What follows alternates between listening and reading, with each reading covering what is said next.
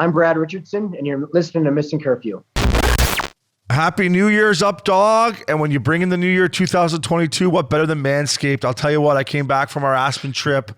Oh, I had a little package from Manscaped. What's in there? Ball croppers. You open it up, it's the little wet naps. You can wet your ball sack after a long day on the slopes or on the golf course or whatever. So I got them in my spare bathroom, the master. I mean, Manscaped, they got it all, buddy. Ball crops and everything else. Hopefully you're using those ball crops before you get in the hot tub. Because I'm in there with you. But boys and ladies, cheers to 2022 and resolutions you can actually keep. How about having clean and shiny balls all year around? And if you don't have balls, looking at shiny balls is better than that. Our sponsors at Manscaped are here to save your balls this year and make the ball drop into 2022 the cleanest and sexiest ever. Set your New Year's resolution with good intentions and join the 4 million men worldwide who trust Manscaped. With our exclusive offer, go to manscaped.com and use code Curfew for 20% off. And Obie, what's best is free shipping. Up, dog, you got the Lawnmower 4.0, the Weed Whacker. The other day I'm at Hall Pass. Manscaped sent the boys at Hall Pass. I said, hey, my Weed Whacker, I don't got one. Boom, grab the Weed Whacker, the ball deodorant. It's all unbelievable. And I think they even got underwear now, up, dog. Manscaped underwear, bro. You guys are going next level. They got the undies. And Obes, to complete the set, Manscaped threw in their Shed travel bag. It's like a hockey bag. I mean, you throw everything in there. Your Ginch, your anti-chaving boxer briefs. Just to keep their goods going. It's nice to keep the fresh going. You toss the trainer your bag in the National League to throw it on the bus. Well, this is a bag you will want to keep because it has your ball deodorant in there. And those wipes. You don't want to miss home with it. I'll be using these anti-chafing boxer briefs after a fucking day we play 36 holes for sure. So get 20% off and free shipping with the code Curfew at manscaped.com. That's 20% off with free shipping at manscaped.com and use promo code Curfew. It's a new year, no pubes in 2022 with Manscaped. With Manscaped, baby. I'm through with standing in line. The clubs I'll never get in. It's like the bottom of the ninth, and I'm never gonna win this. Life hasn't turned out quite the way I want it to be. Tell me what you want. I want a brand new house on an episode of Cribs and a bathroom I can play baseball in. And a king size. Welcome back to a fresh episode of Missin Curfew. I'm Shane O'Brien. And I'm sitting across from you, Obes. Nice to be here. Yo, dog. How you doing, bud? Nice t-shirt, buddy. Well, I mean, I took this out of the closet because because it's Dirty Honey. I thought it was just our a good old-fashioned Rolling Stones shirt. No, it's our boys' Winter Classic. I mean, I'm supporting the cause here, and I can't wait to see a concert. So, man, that fucking beauty mark at the start of that fucking with his hair flowing on the frozen tundra, fucking singing. Frozen Tundra. How many kills is that going to get him? He's leading that department, and he's got the Slugger, doesn't he, right now? You'd like to think so. Yeah, we've fallen out of the competition, haven't we? Oh yeah, we have. Hey, we're not even on the fucking ballots anymore, buddy. Hey, we're not even. We're making the ballots. Do you remember that back in the day though, when we came up with the Silver Slugger for the Oh Sluggers? yeah, sure did. Yeah, okay. That was a good award. It was a great award. Where did that silver stick go anyway? I don't know. I just think the first one time we just had a great summer. We had a great summer, and you just like you put up unbelievable. You were off the charts, and I just like I think me and Luke scheme something. I'm like, Uppy, we got to tell you something, buddy. You got the Silver Slugger this summer. Here's a bottle of wine. Here's the imaginary silver stick. You led the league in driving in runs and fucking on base percentage and extra base hits and everything. And then the next summer you. I don't know if you couldn't win it 2 years in a row or whatever, but you gave it to me, I think, because Loop's always had a girlfriend. So it was always important to bring in the lefty. Hey, I need a guy. Bring in the lefty. I need a guy. Oh, the good old days, up, dog. How are you happy to be back in California? I am. What a beautiful day. Are you breathing nice? Because when I got back from my Aspen, skin feels good. Oh, isn't it fucking, buddy? When you get off that bird in California, you forget about all the property tax and state tax and fucking all the nonsense that goes on here. And you're like, oh. Yeah, it's a real thing. It's a real thing. It's a beautiful California January day. It's 70 degrees outside. How's your pad doing? Which one? Well, yours, not your girlfriend's. You're one here. Your $6 million shack you built here with your blood, sweat, and tears. I love it. Where you used to have the blueprints around. Well, that pad. I got home last night. I watched the national game. We're going to talk about that. Yeah, I was on the wrong I side. got home last night and things were the same way I left it, except my Christmas lights were taken down. I had my buddy over to help do that. Did you take those down yourself? No, not a chance. Oops, not a chance. The Griswolds only put them up. They don't take them down. My Christmas tree's still up. It smelt a lot like, that California, fir. California fir. Is that yeah. I've smelled some California fir. I've smelled some California fir before, yeah. Yeah, I sure have. It's a good If you can't smell that when it's right in front of you, you can't smell anything. So it's like good it smells like California Christmas fir. still in my place. And It you smells love like Christmas. I You love love Christmas. I still got my couple Santa Claus things up. He's on the roof still with my sleigh and my reindeer. How's that hot tub doing up there? Is it still humming? Oh, it's humming. Yeah, it's smoking. Is I might have how to we get say over it. there Smoking. and soak the bones. Let's anytime. Yeah. So Well, it's hard when you're not there. So it was nice. I slept good. My Aura Ring actually said I had like a 94% sleep last night, which is actually amazing. And I feel like it was just because I got back in my bed. I went to bed early. I didn't drink last night. And sure enough, the score on my Aura Ring was next to perfect. Is that because, you have a beautiful girlfriend and sleep beside her is one thing, but like when I was dating Beanie and sometimes when I would get my own bed, it's like Game how changer. are It's ya? like getting on the road when you used to play. Yeah. Right? When You get in the that king hotel size. room, you get the pillow in between your legs. There's no one stealing covers. Right? There's no one coughing. And Christina, I she's feel had a like- little bit of a cold, right? I feel So like she's- you don't really hog the bed though, do you? Me? You don't look I you're like to hog- get as far over on that bed as I can. You do. Oh yeah, I Like want your own, some like space. your own space to maneuver. Yeah, I love it. Yeah. I move a lot. I'm a mover and shaker. I'm a mover and shaker. Even in your sleep, you're fucking making deals, eh? Even in your 100%. sleep. So I like who I brought Riley, my little dog, into the it was bring your dog to work day, and I like cuddling with her Yeah. because she doesn't move. She's just there, and she's like an extra pillow, and Christina steals all the pillows. So it's like I'm a cuddler to my dog. She takes the pillows, eh? I think you put me in that category. I like to steal the pillows too. I need one here. I don't mind when you steal pillows if you allow me to have 6 on the bed, but when you only allow me to have 4, don't steal my pillow. I hear you, brother. I hear you. Well, listen, it's good to have you back. It's nice to be back. You know how much I love having you in the studio, so it's nice to have you here. We just did a great hit with the NHL Network. Shout out to our girl Jackie Redmond. This girl's unbelievable. She feels like she's part of the Missin Curfew team. She is. Maybe She's going to we'll meet try us on the road. Yeah, we'll try to pry her away from there. I don't know if we can afford her. I doubt it. She's a pro, though. Another great segment. So thank you to NHL Network for having us on. Our boy, before we dive into our intro, we'll bring in our boy, Printzy. Fella. What's up, boys? Printzy. What the fuck is going on, Printzy? Well, not a lot because I'm up in Canada, boys. I'm not here with you, but it's good to be back. It feels like it's been forever since we've been snapping around on an episode of Missin Curfew. Printzy, the people of Canada are starting to turn. My DMs, my Twitter. They're starting to hit the streets. Now it's only like 1 out of 5 people that call me a dumb, fat fuck. Listen to the science. I'm like, science? Yeah. Listen to the science. What are you talking? How do you listen to science? Yeah, I'm not listening to a scientist who's Listen to the science. People politician. Tell me listen to science. Stop it. How you holding up though, fella? Are you like, listen, when I started losing my mind and I saw a thing from, and we're not going to get too far into this rabbit hole because me and Updog sometimes do. When I saw a picture of 2 hockey nets chained together outside, that's when, the young kid in me, the Canadian kid in me kind of. That's when you smash your stick over the bar. Well, Printzy, that was in Quebec, not, we don't need to get into Quebec, but how's things in Alberta, fella?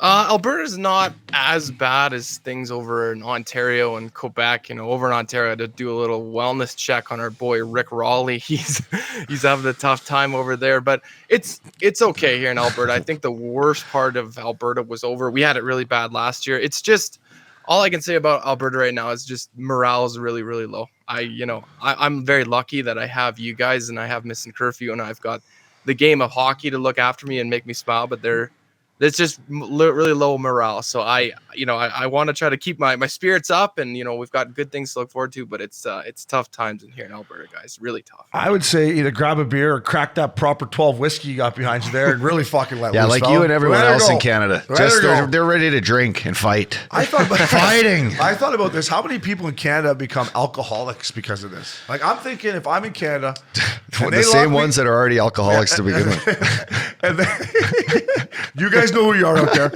And they locked me down for 2 years. A, I just can't imagine how fat I would be. And B, I would drink every night Right? What else would you do? You talk about watching hockey, you drink. You can't go out, you drink. Or you smoke weed maybe, or eat edibles. I don't know. Like, yeah, they're in one. They're backwards. They're like the Oilers. They're in one, basically. We're going to get to the oil. And you brought up Rick Rowley. That beauty was in Brazil. Did you see the fucking shit he was pulling? I did. He was going to come on today, but we got a National Leaguer coming on, and maybe we'll get Rowles next week. I want him to rouse up about Canada. I want him to come on and really tell it. He should be running for Prime Minister. We could get him.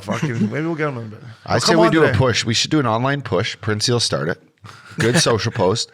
Rick Rowley for, say Prime Minister. Premier of Ontario. Done. Doug Ford slide over. Get done in a heartbeat. Doug Ford slide over. We got Rick Rowley coming in. There's been a comedian in politics before, hasn't there? Or Good hockey guy. Schwarzenegger, a politician, comedian. I'll be back. The Joppa. Get in the Joppa.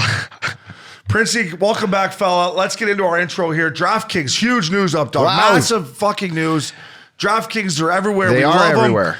Next time we go to New York, we don't have to get in that Uber, hung cheese, and go under the tunnel and go over to New Jersey to get our bets in. Because New York, it's legal up, dog. You could use the DraftKings app. The Rangers are humming. Now DraftKings is humming. It's big news. It's exciting. Biggest city in the world. Biggest state with the most people. I mean, maybe, I don't know. But, California, maybe? I don't know. Listen, picture going to MSG, fired up, walking up those steps, getting to that, fourth floor, and just ready to hammer, the first period over for that Ranger game, Obes, like we did. That's what we're doing all the time. The overs first are period fair. overs. But doing it on your phone, the DraftKings Sportsbook is just the best and most, it's sexy. It's a sexy app. I like going on there. Is. I like clicking bet, and I like winning. I'll tell you what, I can't wait. I'm going to wait till spring, right? The Rangers are going to be in the playoffs. We're going to fly in. We're going to go to Due West. We're going to catch a buzz there. We're going to look through the DraftKings app. We're going to get our bets in. We're going to go to Madison Square Garden. We're going to watch the game. We're going to need a halftime bet in. We're going to go first period overs. The bread man's going to get 2 apples. It's just exciting. And then when baseball starts with the Yankees, the Mets, if you care about the Mets, it's a great thing, Uppy. And I hope for like California, whoever knows if that'll ever come out here with the guy we got running the shots. But Canada, they're talking about Ontario, the province of Ontario. That would be huge for us at DraftKings. It's just exciting. We love DraftKings. We love what they do for us and everybody. It's just, it's great news. Yeah, it's nice and exciting watching a game and being able to throw a little bit of cheddar on it. You keep your limits to where they need to be, but it's just way more exciting. Responsible betting. Bet responsible. Call if you need to. Yeah. But no, it's a great sign. We want to see DraftKings, such a great sponsor and supporting cast for us here at Missin Curfew.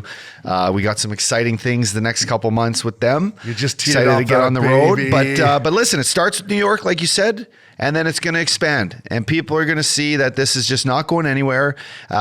It's better than what most people want to do to raise money and pay for the roads and everything. A lot of taxpayer money coming out of it. Yeah. So let's just let's rock and roll. Let the people do this so they don't have to call their bookie. And they don't have some guy knocking at your door wanting to break your thumbs either. Hey, where's O'Brien? The guy owes me $25K. I haven't seen him, but I haven't seen him. So DraftKings, congratulations. Up dog, real quick. Speaking about losing money on DraftKings, I took Nick Saban, that wheel, and his nice hair with the 3 points and the Heisman Trophy winner. As and then did the I. big old boys on Georgia defense. That number 99, Davis. Is he human? I don't know what He I don't is know what kind of a meal plan monster. they got at Georgia in the old cafeteria, but that boy is a big boy. Their team played such great D. Were you on the right side of it? No, I was on the wrong side. Okay, so we both took Saban. You know what, though? Entertaining game. Great game. Just tough to see, the starting wide receiver get hurt for back-to-back years. And And he's going to be a top 10 pick. I know. And for them to not have, both of them in, like NFL caliber receivers. The game it should have been over before it started. We're in the red zone 3 times, can't punch it in first half. That's demoralizing. Great word. It was Great just word. tough. I was sitting there. I ordered in some nice faux soup. Did you get back in Great time for the Vietnamese game? I soup. thought Yeah, I was. I got back at 5:30. The game started at 5, so you're here for the second half. Yeah, but I made sure I got my bet in before I left Denver. And but yeah, no, it was a shitty outcome. Great game. I just want to see these young kids, heartbreaking game, but they all played their guts out. And I like when Nick Saban had the 2 stars up after the game and just said, these guys won't be remembered from this Yeah, performance. These guys are stars. These guys are champs.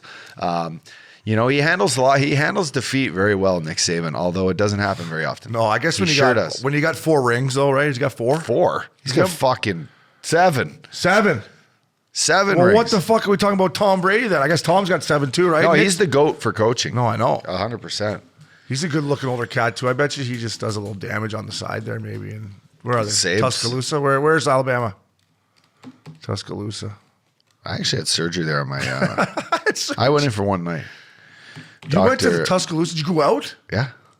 Yeah, I went in the night before. Did you see had the a little- cheerleaders out? Because every time they pull, honestly, the reason I love to watch Alabama, when they scroll to the cheerleader section, you're How like, do they how smile? are you? How do they smile for so long? Great question. They're always smiling. Maybe Perfect, maybe pretty teeth, nice Yeah. like lips. You know, they're Life's very, good. very fitness orientated, but they're smiling all the time. How is that Orientated? possible? Orientated. I don't Is know. that right, Printzy? Orientated? Oriented. Oriented. There we go. Oriented. I don't even know why I was using that word, but needless to say, We were on the wrong side of it with DraftKings, but fuck, whatever. damn. would've First been period nice. overs are humming. Shout out to Joe DeMarco. Joe DeMarco came over to my house. He had Georgia, and when the game started, I saw him for the second half. He said, I've never lost a national championship bet. So I was like, well, there you go. Well, you have now. Either you, no, he had Oh, Georgia. he had Georgia. I'm Georgia. sorry. So, congratulations to the Bulldog. What a party that would have been in Athens, man. Woo. That's Yeah. what you- oh, man. That would I know. They deserved it. They played well. They did. They play well. Although the quarterback's a nerd. Yeah, he is kind of a nerd. Right? What a throw, though, on that one touchdown where he went deep to the guy. Like, that was an unbelievable know. throw. I didn't think he had it in him. I thought, Nerd, though. I could just who's the tell he's a Heisman nerd. Trophy winner, Max? I thought Young would outplay him, and he didn't really. You definitely thought, but he was the man. Yeah. But didn't happen. Up, dog. On some sad news here. Bob Saget. Everyone's, what was America? They call him America's dad or whatever. I was a big Full House guy growing up. I think anyone born in the 80s loved the Full House. And then Bob Saget was in Entourage, which is my favorite show and one of your favorite shows. But sad news, man. 65, Really I sad. think. And you were a fan. I was. I watched it religiously after school when I got home when I was a kid. I think everyone did. Anyone born in the 80s did. You know, I thought Steph was the cutest daughter that he had. She's still cute. I thought he was, you know, like you just said, I think America's ultimate girl dad. Danny Tanner. Now being a girl dad myself, you know, Danny Tanner. Mm-hmm. Always, you know, just you seen him on TV. He used to smile. You always could relate to him. He was funny, like you said. His cameos in Entourage are great. Unbelievable. Can you go any? What do you got? I just mean there's unbelievable. And first of all, shout out to our boy Kevin Connolly. Cons and Bob were tight, so I Yeah. texted Cons a couple days ago. He was pretty shook up about it. So Kev, we're thinking about you here, and you did a lot of good stuff for us when Jimmy passed away. So hang in there, fella. But yeah, for me, it was his Entourage stuff, right? When he's like Johnny Drama comes over, he's supposed to do the segment with John Stamos, and the guy's like, hey, listen, he gave it to Bob Saget. He's like, I'm going to fucking kill Bob Saget. I'm going to fucking kill Bob Saget. So he drives over to Bob's house. He's got the bats. He's like going to smash the cars. He's like, Drama, calm down. They didn't write that for you. They wrote it for a bunch of people. Like, it's relaxed. Like, come on in. I got this place. You know, they got great kebabs. He's like, I don't want kebabs, Bob. I want a life. And then the one where he's like, he's going to sign him. And he's like, can I fuck her in your office? Like, can I fuck her in your office? And I'll sign with you. So those are the couple highlights for me that, Epic. yeah. And then when they're at I think it's like season 2, they're at like with the pros, with the hookers. You know what I mean? And the Drama's like, yeah, I did a little spot segment on Full House. He's like, I don't know, I was so fucked up on Vikings, and I don't remember anything in the 90s. So those are a couple things that jumped out to me. Yeah, no. But it's sad up. It just seems like, I don't know, man. It seems like people are, I don't know. It's yeah, weird. we're losing Yeah, a couple. You know, it sucks. It sucks. It sucks. So to him and his wife, it's tough. Family. Yeah. Up dog, Tom Dunner, owner of the Canes, has bought the PPA, the Pro Pickleball Association. What a guy. I played the other night. How was it? We lost a how's hard it- five set match. Me, Thomas J. Doherty lost to Brian Gale and Mini Coop.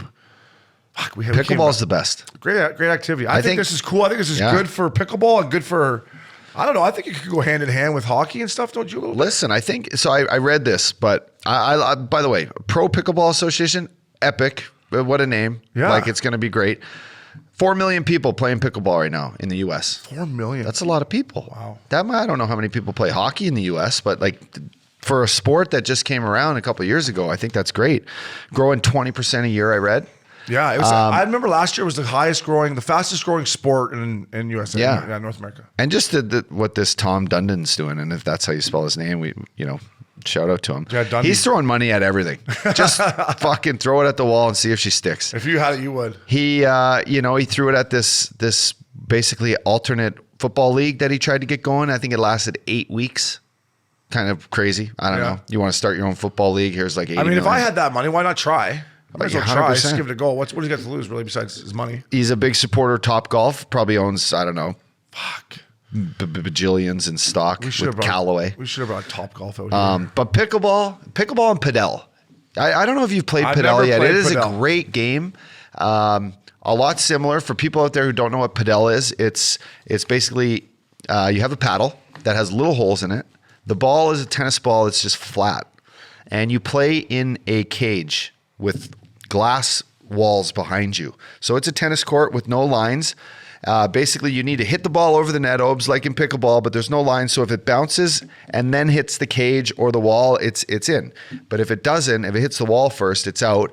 And it's a Spanish game. And I was in Miami for a week, and we played over at this Wynwood Padel place. And these Spaniards are fucking incredible the way they hit the ball. And it's just like, if you picture pickleball, you always get up at the net. And it's great when you get to the net. It's a very like strategic game. Padel is strategy the whole time. Like it's angles. It's, if someone's really hitting one hard, it's going to bounce, hit the wall and come back over your head. So you can't really like back up like you can in pickleball. So almost like pickleball could be checkers, where padel is a lot more, theatrical, like chess. So to people out there, pickleball or padel, I love let's pickleball. play. I say in the off season, I don't know if GMs would sign off for this, but imagine an NHL legit National Leaguers now pickleball tournament. What do you mean GMs? Fuck the GMs. Well, what if they got hurt playing pickleball? Doesn't matter. Doesn't matter. They could do No, it. That'd be cool. no, I'd say if you to said like a seeing sky, NHL players that play pickleball, fuck, it'd be good. I'd say if you said like a snowboarding competition, it might be a little different for the GMs. Pickleball is great. They do the ping pong. What's his name? I think it's Dominic Moore does a ping pong event every year. Brings in a bunch of guys in Toronto. Yeah, that's fun. Pickle. I think we're on to something. Maybe we'll have a Missin Curfew. Fuck the NHL. We'll have a Missin Curfew pickleball That's tournament. what I'm talking about. The NHL's got enough money. So I love it, though. I love it, Uppy. I love that an owner of the NHL team is thinking outside the box. That's what we need more of. Our first segment, obviously, we saw the comments Marchand made. He was upset that they're not going to go. He talks about taxi squads and the CBA moving, things around for them to help the owners. He took the vote out of the players' hands. So I respected his comments. This is our first segment brought to you by Canada Dips. It's just called Team Canada. Now that the NHL guys are not going to go, I know, Uppy, you're itching. You think you still got an opportunity. My legs are feeling good. I love you, buddy. I don't know if you're going to get the My legs call. are feeling good. I don't think you're going to get there. On the slopes, you build up that quad strength again. Fuck that altitude. What about the drug testing? You're not allowed weed? You're allowed weed over there? Not the Olympics. You can't get weed and mushrooms in your system. Really? Can you, Printzy? No Probably chance. not. Okay, we're getting away from our boy Maxi. Okay, so that needs to change. First off, Olympic you gotta Committee. get off the edibles, bud. First, I had one last night to go to sleep. Maybe that's why I slept so good. But let's be if honest. you want to play for Team Canada. Hey, Olympic Committee, wake up. I'm with you. That's something to think It's about. legal. It helps. I mean, sleeping. It's not like you're not gonna, win the high jump if you're high.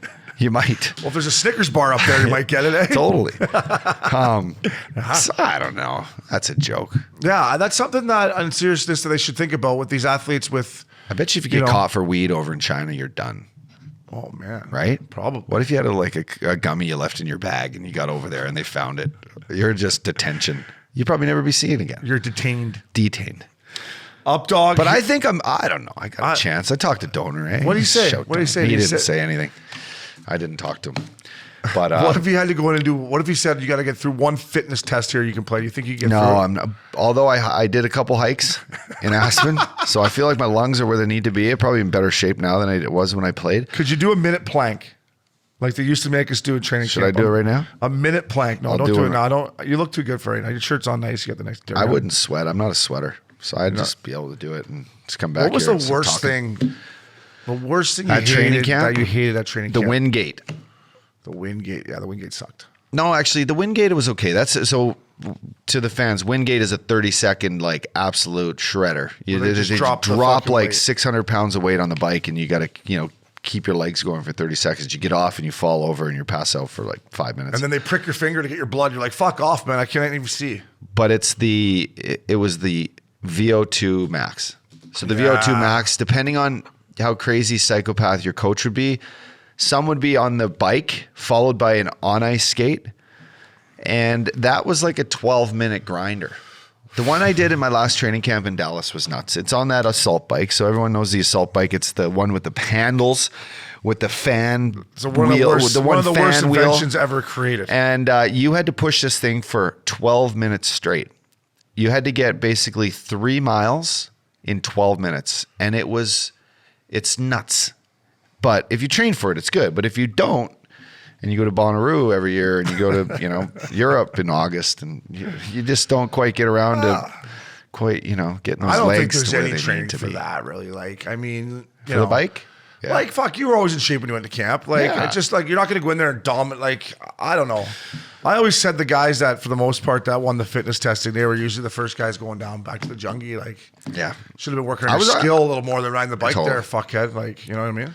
I never, as much as I dreaded training camp day, I think I always outperformed how I think I would do, how I thought I was going to do. So it was never an issue, but I don't think I can man, say the it was same. how good of a feeling is it? Like, can you describe that feeling after you're done that? Well, for me, it's too because I'm trying to get my weight down, right? So Oh, as so you soon can as I finally- weigh you in finally and I eat get again. that thing, I go and have a fucking nice dinner. And the next day I come back and I'm like 7 pounds heavier. The coach is like, what happened? I'm like, I just had food. You know? But for me, man, you know what won? It was the pull-ups. You know, my first NHL training camp, I did 1 pull-up. What? 1. Really? No biceps or? What was I think I was just a little. You're all cock, no biceps. Just chunky, probably, right? I could never. I could push a lot. Yeah. I could never even when I was like, and then you get the old veteran. So I got a bad shoulder. I can't do it. After my 4th year, I never did pull-ups ever again. Yeah, you're like, I can still squash a guy in the corner and fucking win my battle in front of the net. I'm fine, all right? And then the other thing I sucked at was the grip test, which you think I would have been good at, but Not at the bar. You're good at grip. You get those bare paws around someone at the bar, they ain't going anywhere. oh, the good old days, Ups. Uppy, let's talk about Team Canada here, presented by our good friends at Canada Dips. I got a lip boomer in right now. Shout out to our boy Loops. He had a great idea in Aspen saying if Canada wins the World Juniors, which they look like they could have, why not just bring the top 2 lines of their 4D and then piece in some veteran guys. So Owen Power, he's going as long as Michigan lets him go. Mason McTavish is going. I think those are locks. I mean, Owen Power is the best defense I've ever seen in that tournament. Now we got the rest of the list here. Is there a couple guys on there that we might want to... How about Daniel Winnick, old windbag? Is he still playing? Where's he playing? he was in Printzy, this- where's Daniel Winnick playing? Can you pull it I'm up? pretty sure he's playing in Europe, but I'm gonna Where the confirm fuck that is for Winnie you playing? If he's guys. still playing where he was in Switzerland, he's playing in Geneva. Now, I don't know if he's still playing there, but when I was Yeah, that's right, Uppy. he's playing He in is. Geneva. He's probably making, $250 tax free. Still being windbag though, eh? He's got 18 goals in 29 games over in the Swiss league. Right now he does. He's got 18 goals? Yeah, he's a good player. Yeah. I'm fucking getting on a diet tomorrow. He's got 18 goals. Yeah, and he's got 18 goals, 16 assists, 34 points. I'm telling you, if you can stay healthy, you just keep playing over there. It's freewheeling. Now you got to be able to skate, but it's just freewheeling. Listen, You know that. Windbag was a great. He can He skate. could skate. He could forecheck. He could hunt pucks. He could kill penalties. He always said the wrong thing at the wrong time coming in the dressing room. But I love Winnie. But 18 goals, man. I had better finish than Windbag. Who's leading the league over there, Princey? If he's got 18, Buddy, listen. Fucking Windbag played with O'Reilly and Landeskog. Landy's rookie year. how many breakaways did he get? 47. How many goals? 2. He could have had, I'm not lying, by Thanksgiving Uppy, he could have had 20. He had 4. It was the same way when I played. He just with had him in no Phoenix. finish. Like, he's a great player. Good player. Great player. 18 goals. You sure that's right, Princey? Yeah, that's right. Wow, he deserves to be Yeah, on the team.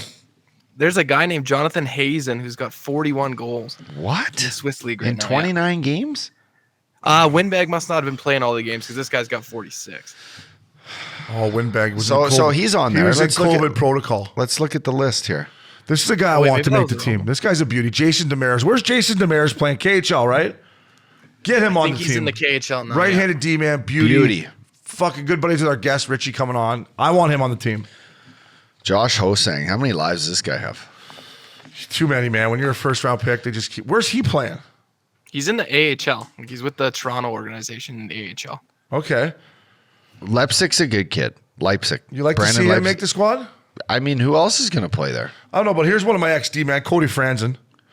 Great guy, great person, best snapshot I've ever seen for tipping pucks. I told Loops, listen, when you go to Toronto, they sign Franny. Wait till you get like He shoots him perfect. perfect height. You God, can read that's the nice. label. Yeah.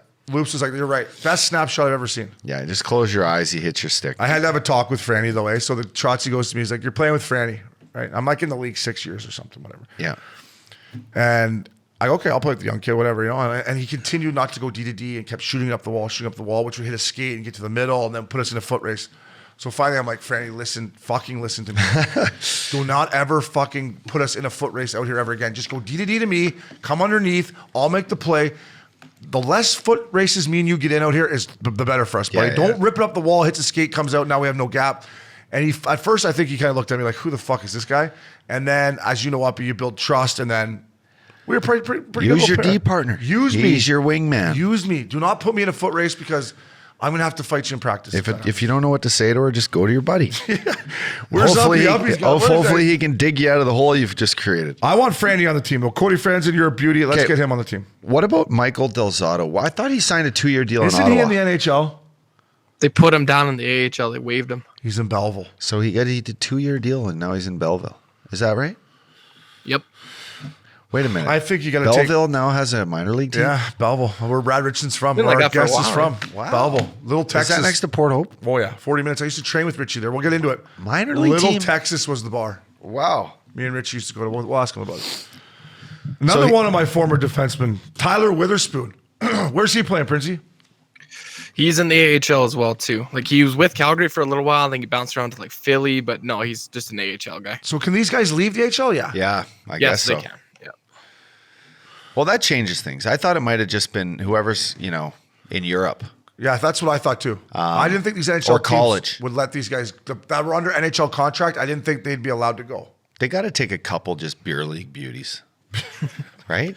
Like, give the guys a chance. I don't know, but maybe like Like Princey, you know anyone in Airdrie or something that's just a good guy out can I there? go that for just like wants- special advisor to the traveling secretary or something? Like, just get me over there. Just You get want me to over go? there. You want to go to China?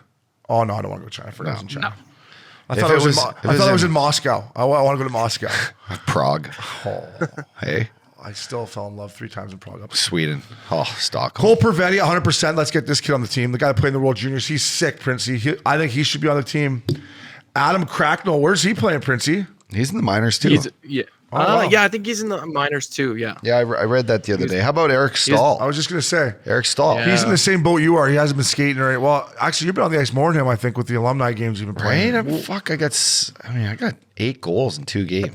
The fact that you're keeping track is fucking hilarious.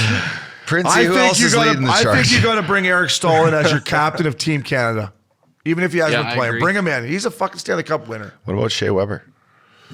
Websy can't play. Just tell him to put skates on and just shoot pucks. I know. Poor Websy. I know, fuck. And then between the pipes, big old Devin Dubnyk. That's a good goalie. He might He's a win you good the whole goalie. thing. He might win the whole thing for him. Do they win the whole thing? We'll talk about that. Are when the it gets nets closer. smaller in China? I don't think so. Because if they are, you can't score on Devin Dubnyk. They felt smaller in the NHL. Are they playing? I think we talked about this with the boys. Are they playing on an international ice surface over there? It was supposed to be NHL ice with the National Leaguers. I'm assuming it's going to stay the same way. I don't know. They may change it. I don't know. Do you know that, Prince? As far as I know, nothing's changed yet, but things might change with how things have gone now. And are they going to have to play with masks on? No, it's pro hockey. Right? So you got to wear a visor. I don't in think the there's going to NHL. be any fans. I mean, like a face diaper. Oh, you're talking about a mask, like a COVID prevention mask. Yeah. I don't even wear those anymore. You stopped wearing domes a long time ago too. I did. It's like where, like my dad said. Like my dad said, it's like It's like having a bath with your socks on. Eh? You. Up dog, we're going to get more to Team Canada when the team's picked. I can't believe Winback's got 18 goals. Winnie, you're probably not listening in Switzerland. You're probably drinking wine, eating cheese. Congratulations. That's pretty impressive. You're still playing 18 goals. He'll be an assistant captain on the team. Yeah, of course. He was on our Spanger too. Spangy. I like Winnie. He's a good guy. So that was Team Canada presented to you by our good friends at Canada Dips. Man, they're going to come to Canada. Hang in there, folks, up there. It's coming. Yeah, the Dips. Curfew Cali. That's our promo code. Lip boomers. I got American Spice going right now, and she's spicy. Printzy, my man, this is going to hit close to home to you. No fans in Canada. Uppy, we want to talk about last week, but I wanted you in the studio for it. Till January 15th, they continue to cancel games, which I think they should. And I'm going to jump in here first. Escrow. These poor players pay so much escrow. Now, you take the Canadian markets, you take 10 home games away from the Toronto Maple Leafs with no fans, with no tickets, with no beers, no dogs, no whatever. That is going to crush the escrow which the players have to pay. So if I'm in the NHLPA, if I'm the boys, I'm talking to Don Fear and being like, fuck that. We ain't playing up there anymore. Until there's people in the building that they're generating revenues that's not coming out of our pocket. Sorry, Canada, but we are not playing hockey up there in front of empty fans anymore. How can you have 70,000 people at the Winter Classic and then nobody in the barn in Canada? It's the same, it just doesn't make sense anymore for these players, Uppy, to pay into escrow and take away 10 home games from the Toronto Maple Leafs where they generate the most revenue. It's not fair to the players. I appreciate what the NHL is doing, not allowing them to play games, but how long can it go for before they got to say, hey, maybe you got to move them down here to play? Yeah, I don't have an answer for that, but I have an opinion. Yeah. And my opinion is basically what, Brock Besser, his interview the other day was all about. They just set these certain rules for these people that, don't exist to the normal public or that makes sense. Brock Besser was explaining how some guys on his team, came into Canada, they were locked in there for 5 days or 10 days, and the other guys had to stay for another 5 days, and they're all testing negative, and it's like a thing, and they keep asking like, well, is your agent, you and your agent like upset about this? And he's like, no, it's just like normal. It's like common sense. None of us have symptoms, and you're telling us we can't go, and skate or have like it's they can't even go in and grab their gear to fucking or not their to mention, workout stuff. The Canucks are the hottest team in the league. The Canada should open up the floodgates and let these guys play so they can get in the playoffs because they don't have a team that's really buzzing right now. Well, Toronto Maple Leafs, yes. I give the players credit because with social media nowadays, Uppy, if I was playing for Vancouver and we have won 8 of our last 9 or got points in our last 9 and we literally were struggling so bad and Bruce there it is comes in and now we're humming and now we can't play. And Las Vegas is just rocking. Yeah, Vancouver was the hottest team in the fucking National League, and now they've been sitting at home. They haven't played since Christ was a Catholic. Like it's been fucking 3 weeks or whatever, right? Like it's to me it's outrageous, Uppy, to make those kids sit there with that momentum. And you know what it's like during the season. You want to play. So for me, it's just I don't think they should play any games in Canada until there's fans. Printzy, from your perspective as a good Canadian lad and a diehard Flames fan, what are the fans thinking about that, fella? It's the same, guys. Everyone's pissed off about whatever's happening here in Alberta. Nothing, even from me in my personal life, what's going on, nothing makes sense. You guys get locked out of the gyms, but you can go walk around a mall with 2,000 people there. Nothing ever makes sense here with what's happening. It's been such a brutal cycle for almost 2 years now, but I agree with you guys. What you guys are saying, you gotta put them off, but eventually you're gonna have to start playing games. Like I listened to Calgary Sports Radio this morning, and the Flames have missed so many games in January and December leading up to this that their February just looks fucked. It looks screwed, and the Canucks are going to be the same way. So eventually you're gonna have to play. I mean, half capacity, not being able to have food or drink. What's the point of even going to the game? I would rather stay at home and crush Crown Royal. Get crushed, yeah, exactly. Totally. I say text O'Brien about the first period over rather than go to the game and sit there with a mask on and not be able to drink. And can the owners just say fuck it? We're letting people in here. Move these NHL teams down to their American League spots. So Calgary goes to Stockton, Edmonton goes to Bakersfield. Winnipeg Jets had tried to, because the rules are very, very light in Saskatchewan. I know that's one of your favorite places to go, Obie, but they had talked about trying to There's play. no COVID in Saskatchewan, eh? They don't believe. They're trying to talk get about COVID there. Would you rather have 0 fans at Winnipeg Stadium or get 10,000 fans where the Saskatoon Blades play? But I think they vetoed that idea. But you it's can't fans. you can't continue to have empty buildings when you're getting these players to pay 18% escrow this year and be like, oh, okay, there's 10 home games for the Maple Leafs where there's not going to be anyone in there. I don't know how much money that is for hockey-related revenues, Uppy. It's a fucking shit ton. Like, you can't just expect these guys to be like dishing out when they don't feel any fear of playing in front of fans. Like if the players were like, hey man, we want to play, but we don't want fans in the building because we're scared of COVID. Okay, fine. Maybe it's something to talk about. But these players are not saying, so why should they have to take the fucking... Yeah, neither are the fans. The fans aren't saying we don't want to... Yeah, fans aren't either. The Printzies of the world aren't saying, yeah, we don't want to show up to the game. We feel like we're going to get, sick and fucked and whatever. Printzy's sick and fucked.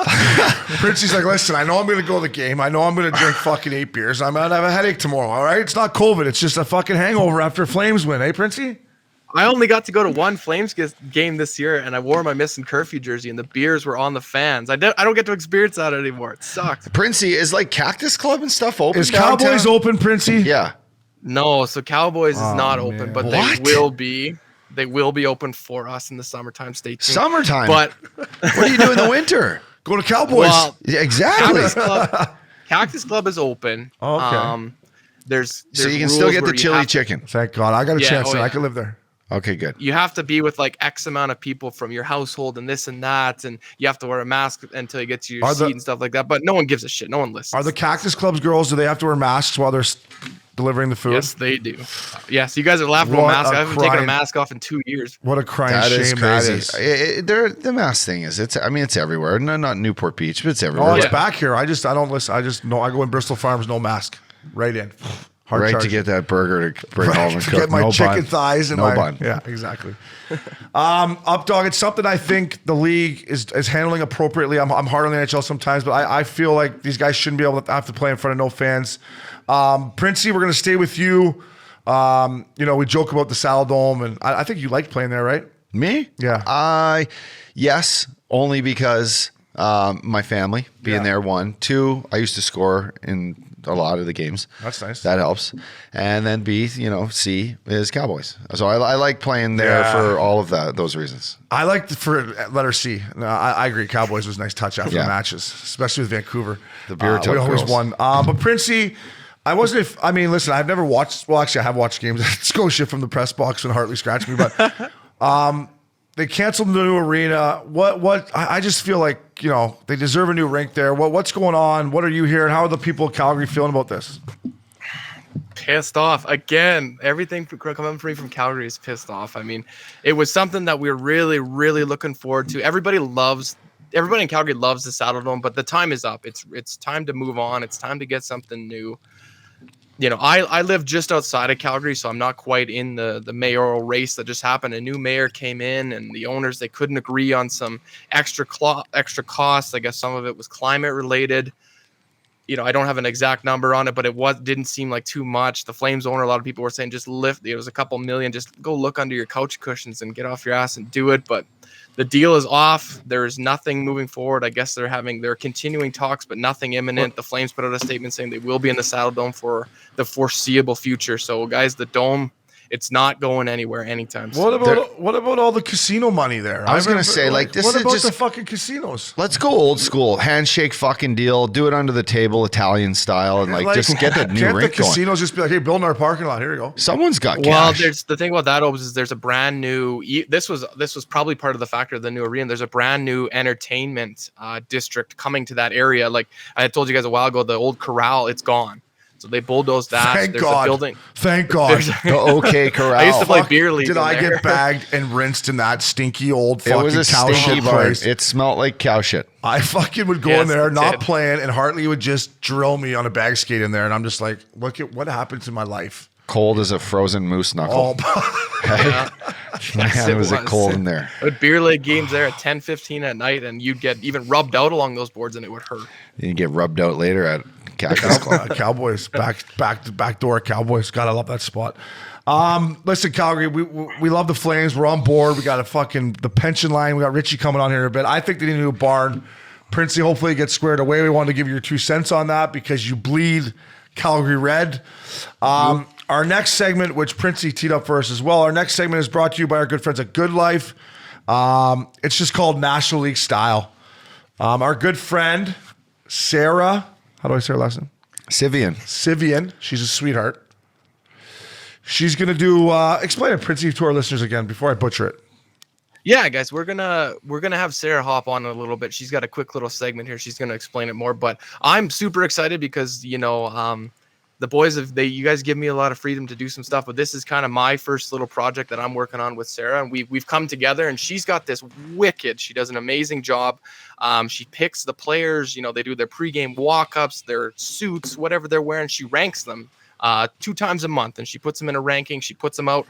Those things were getting traction online, and she reached out to me, and we're going to come together and we're going to share some stuff, and we're going to do some ratings ourselves, and you guys are going to pick some guys too. So it's something to look out for on our social media. And I know we've had a lot of fans actually ask, are you going to do this? So I'm super excited that we're going to do this. And her first rankings with us involved dropped last Saturday, so you can check that out. Just go to Sara Civian's Twitter page or go to ours, and you'll see everything. So we've got a couple fits here that we're going to look at from the last style rankings and see what you guys think of them. So what are we going to say? Are we going to just say it's National League or not? Or are we going to critique them? Or what do you want to do? I think we critique it. Critique it. Yeah, we're not going to do all 10 because if you want to see all 10, you got to go through the rankings, which Sara does a really good job on. So we're going to pull up a couple ones here and see what the boys think here. So the first one I'm going to pull out is we've got some guests of the pod. So I'm going to pull up our good friend Stammer here and see what you guys think. So Stammer cracked her number 5 spot on the top 10. So Stammer's got look at the tie. He went up Shaw style with the 3-piecer.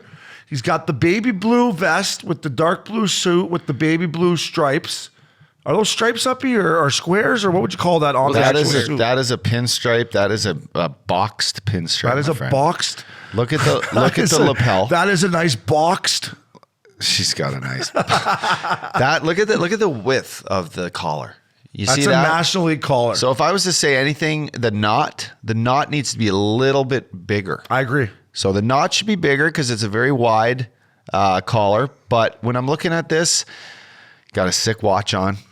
He's got the hair flowing. Fuck, he looks good, doesn't he? Flowing. That just says I got 2 cups. I'm rich as fuck. I'm here to fuck. And I'm probably pulling in on a Ferrari convertible because I'm living in Tampa. Tampa's got a nice parking lot. It's got a good parking lot. A lot of nice cars. Great cars.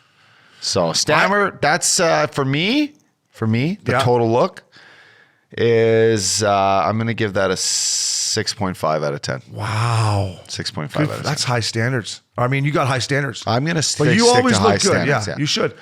I love it. I'm going to say I don't love the tie, Stammer. I would go with probably a dark blue tie or a tie that matches the suit to go nice with the baby blue. I don't love the yellow tie. But the hair, the chin line, everything else, the thing, what's it called up in the pocket? What's it called? Pocket square. Pocket square. It fucks. I'm going to say 8 out of 10 for Stammer. Wow. 8 out of 10 for Stammer. Yeah. I can't wait to see the next one. Next. You're going 8 out of 10. I know, but I love Stammer. All right, so the next one, boys. It has to do with who it is, too. Yeah. Another guest of ours, another friend, an old lineman at Uppy's, and she had him ranked at number 7 on her list. We have Ryan Reeves, the New York Rangers. Fuck. Look at that. He's got the backpack ups. He's got the backpack. He's got it. Yeah, you got to have a backpack. Anytime you accessorize. Revo's probably got a 6-pack IPAs in that thing. On ice. A bottle of JMO maybe or something. On ice. No, he's an IPA guy. He doesn't like hard booze. No, not at all. Okay, good. There's a little inside tip for the boys. All right, let me start.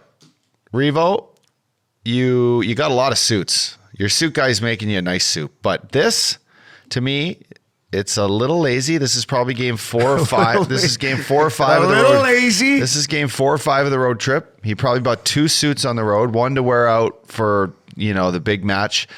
This could be, I'm looking at where is this, I wonder? Because this would actually, you know what? It's a great They question. got their toques on, so they're in. It's a winter. You can tell by the guy's pea coat in the back. This is a winter. They're not in Vegas. They're all wearing their wool hats, their toques.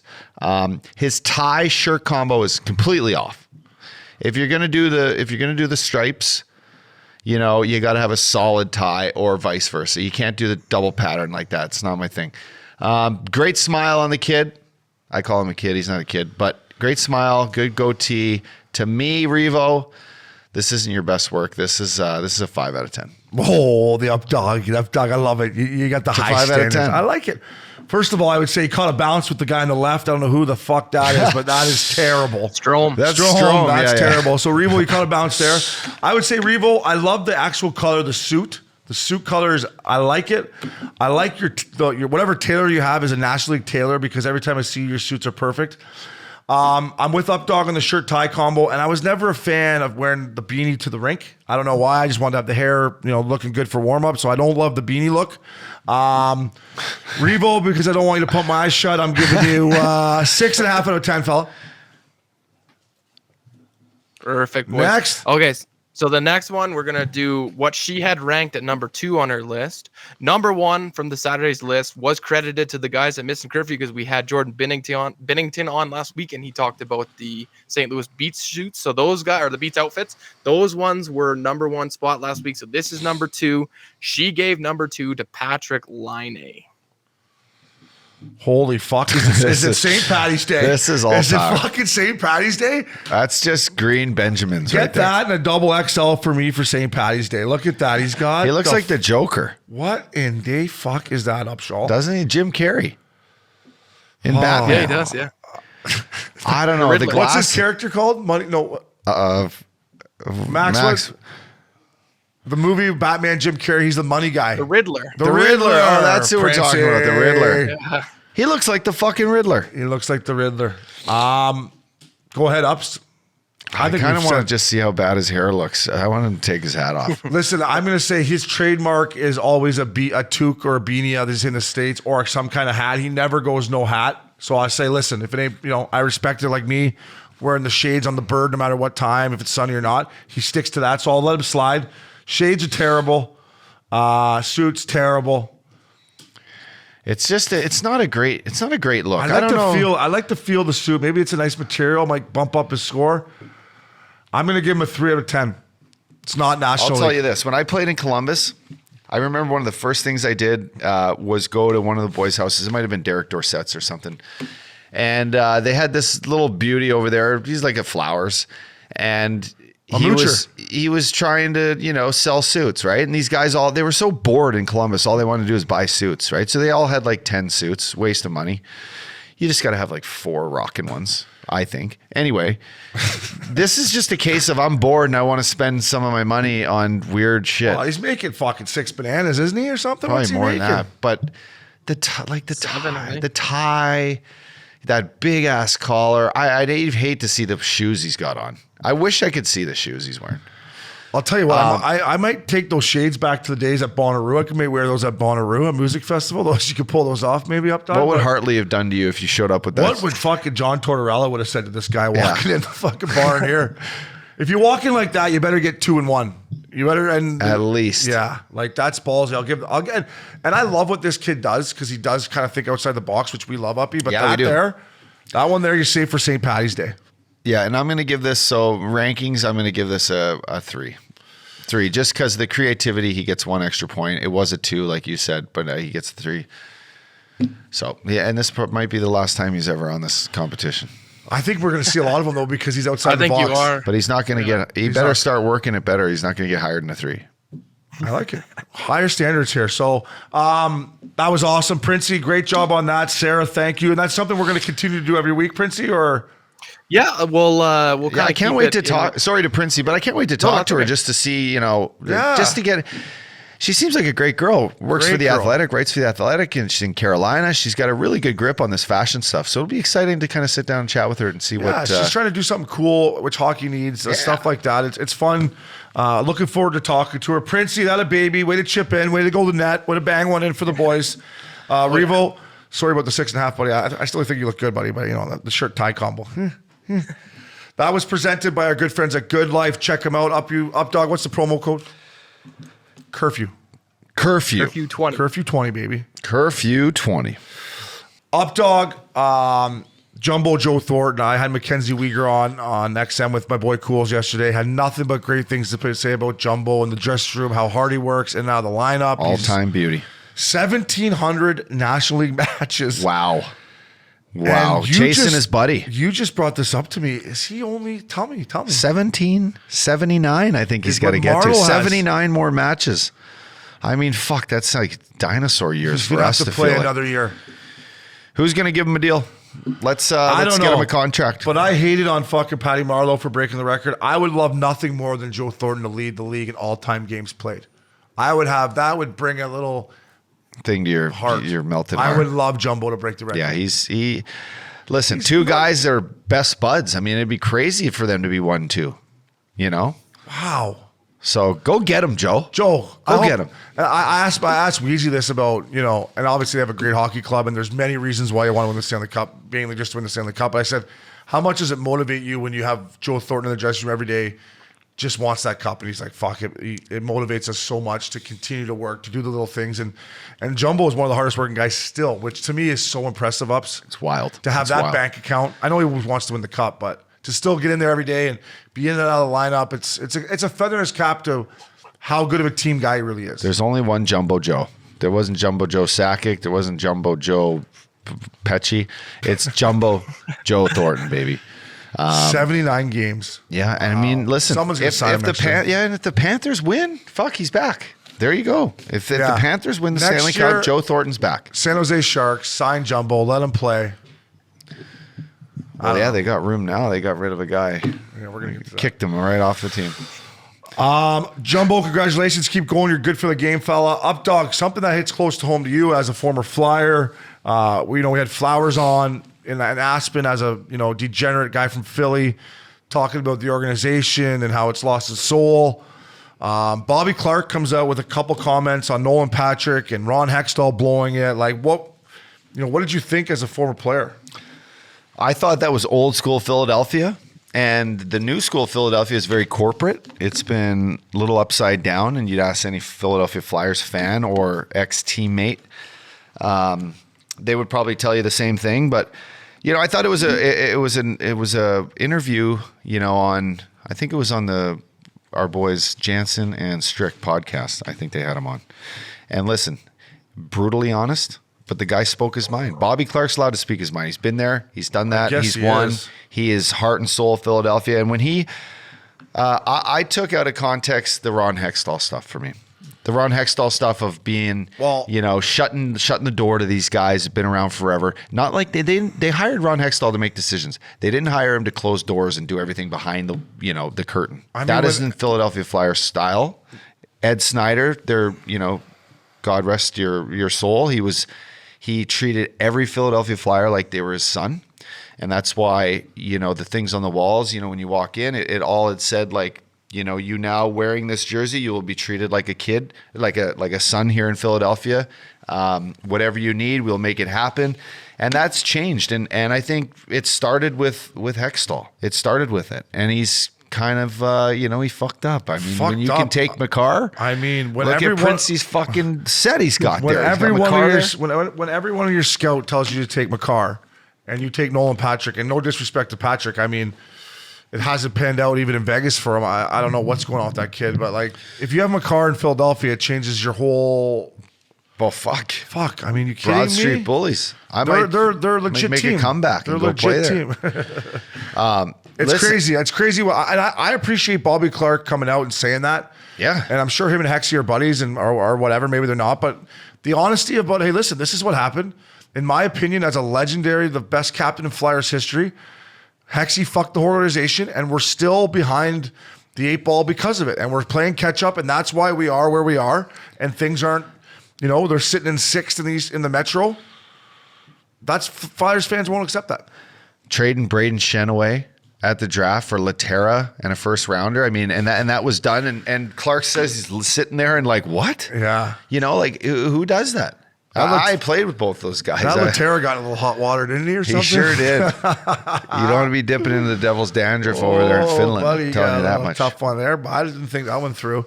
Yeah, it was interesting to see them come out and say that, up dog. So I can't believe they didn't take McCarr. That's how you get fired. It is. That's wild to see, boys, because I'll jump in here really quick Yeah, here, boys. Makar got drafted from the Brooks Bandits organization in the Alberta Junior Hockey League before he went to UMass. So I was in sales and marketing with the team. So I spent the entire year with Kale. I watched him absolutely take over games and dominate. We were down 2-1 in a playoff game with 5 minutes to go, and he just said, fuck it, and took the puck and went down and scored on his own. We had scouts coming in like crazy, guys, crazy. And I do recall seeing Philadelphia on the call sheet quite a bit. So it's really cool for me to hear that, he could have went as high as 2, but we had Brian Burke came down and spoke to the team one time and had a Q&A with some of the fans, and the fans were like, he was with Calgary at the time, like, are you gonna try to draft Makar? And Brian Burke was like, Makar's not even gonna be there after 3 picks. So everybody thought he was going high to go forward Avalanche. Look at the Avalanche now. Look at them now. That Makar is so good. I know. I texted you last night. Did you see what Makar did? He was like skating sideways down the wall and threw like this cross ice sauce for one. He looked like that as a 17-year-old. He looked identical. Yeah, he skates the same way. He has the same shot. He has not changed his equipment. He looks the exact same. This is a statement, right? He's the best defenseman in the NHL. It is. Correct. It's a statement. Even though Shane Hedman's O'Brien. got 2 cups. Oh, he's the best. He will be the best for the next 10 years. He's the best defenseman in the league right now. I agree. We'll see what happens come playoff time, but right now he's got fucking 15 snipes. 15, and they're not just like, no wristers. They're fucking snipes. Man, the way he goes the old, what's it called, Uppy? 10-2. 10-2. He opens those hips up. He must be on the biomat at night or something. He is on the biomat. 15 Let me know if you need a biomat. I need more than a biomat up, dog. Flyers, figure it out. Flyers. Fucking Flyers. Figure it out. Upshaw's here if you need them. How many goals you got in alumni games up? I got 10. No, I got 8. Couple, 1 OT winner. 8 in 2 games. Not a big deal. You cannot take the passion out of the guy. He's still got it. Fort McMurray Oil Barons from that day on, he still got it here. I do miss just skating around players like he just said Makar. Do you miss getting, well, you wouldn't get cross-checked anymore, so maybe you could make a comeback. I was going to say, do you miss getting cross-checked in the ribs or hit with a puck in the ankle? Or No, I loved it, eh? You did, eh? I loved you were it. just once. You're a good National League. Bud. You're a good. I missed the paychecks ups. Up dog, Rick Bonus. We're both big fans of him. Ding 25K for going absolutely bananas, which I thought it was great. Nice little swing on Bones. He's a scratch golfer. You could see that when he was swinging the hockey stick. You could see he got the elbow tucked. Yeah. Totally, man. Great form. Who's his instructor? He's a great golfer, Bones. He's like a scratch. So he had the nice shoots on Bones too. He's got good style behind the bench. He loses it because of what happened against St. Louis. And Uppy, it was too bad because it was a good hockey game. It was a tight checking, Central Division great battle. goaltending. Where the Dallas goes on, they get the 1-goal lead. They're hanging in there, and then, a couple stupid penalties, and then Buchnevich gets his stick caught in the D-men's wheels, and they don't call it. And Bonesy, he basically tackled him. Bonesy goes bananas. And by rights, he should have. He tackled them. They called a penalty on Dallas, which was iffy. And then on the power play, Heiskanen going in the corner gets fucking mauled, and they don't call it. And then bing, bing, bing, our Fact Daddy scores. Johnny on the spot. And then on the same, on the same power play, they called Kyrie right after Heiskanen got mauled. They called a little tiny slash on the hands of Kyrie. I love tap. And then, they go down again, 2-1. The first time, I think, in a long, long time, maybe ever, that a team scored 2 power play goals to come back and win by 1 goal. As a PK guy, I would say, you can give up 1.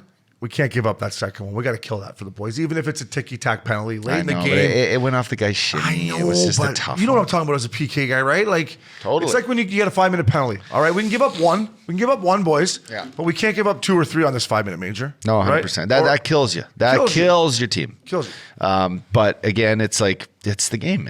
You got these moments, and if you don't step up and have a guy make a play, you lose the fucking game. And Bonesy, I loved it. I think, if you're veteran guys in that Dallas dressing room, which they are, Radulov has 1 goal. 1 goal. He probably wants to go to the Olympics. He might be fucking going and not coming back. I like that guy's game too. I can't believe he has 1 goal. I like good kid. Bonesy, keep it going, buddy. We love your energy. I think that if I'm in that dressing room, look at our head coach. He just got fined $25K. Let's use his energy. Speaking of Dallas, up dog, Klingberg wants out. Can't get a contract. Dallas can't score goals. We're not GMs. But could you not trade Klingberg for a guy that's out there that's a goal scorer? I don't know who that is. To me, it makes sense right now. They need some kind of scoring up. They cannot score goals in Dallas. I mean, he's only making $4.5 million. The guy he's got the old 10-2 down pat too. I know that because I tried to PK against him a bunch, and there was no chance I was blocking his shots because he just keeps skating and skating and skating. He does. I think he's a great trade bait. You know, and if Dallas doesn't start to pick it up, it's see you later, kid. And you know, you're gonna get paid. He's gonna get paid at the end of the year. Yeah, he's gonna double his salary. He's a $7-8 million guy. He's a number one right-handed D. Everyone needs that on your power play. You know, where does he get traded to? Like, who's going to be fire sailing? I'm looking. He's I don't know. It's got to be like it's maybe it's not as easy as I think because, like you said, he is going to test the market, so he's a rental. So if you're a team that's going to give away a sniper and you're only getting Klingberg for, you know, you're going to be a playoff team. So I guess it's a team that has too much scoring and needs a defenseman. Let's go to the Florida Panthers. Let's have a look here. Because you don't want that for Weegsy, though. I don't want that for Weegsy. Don't even look. That's true. Weegsy, want to hear Weegsy's stats? 2 goals, 21 points, plus 17. Wow. Oh, yeah. 21 points. Weegsy's legit, man. What about Montour, our boy Monty? Monty Kid. 16 points, plus 4, having a nice year, too. Great D points. I know. I think they need Good one for more them. veteran D for the run, though. But not Klingberg. You're right. But anyways, it's something that Dallas needs to figure out because they cannot score goals. Sagan's got 9 goals. I don't know. I picked him to make the playoffs too, and I like Rick Bowness. I want them to figure it out. So Jim Neal, he's a smart guy. Maybe he's got something up his sleeve. Is he that smart? I don't know. He let you go, eh? He released me. I didn't even get to the last. He played me one exhibition game. What a game, though. I was watching that Big Canyon drinking wine. You were buzzing. I leveled. McCarr played in that game.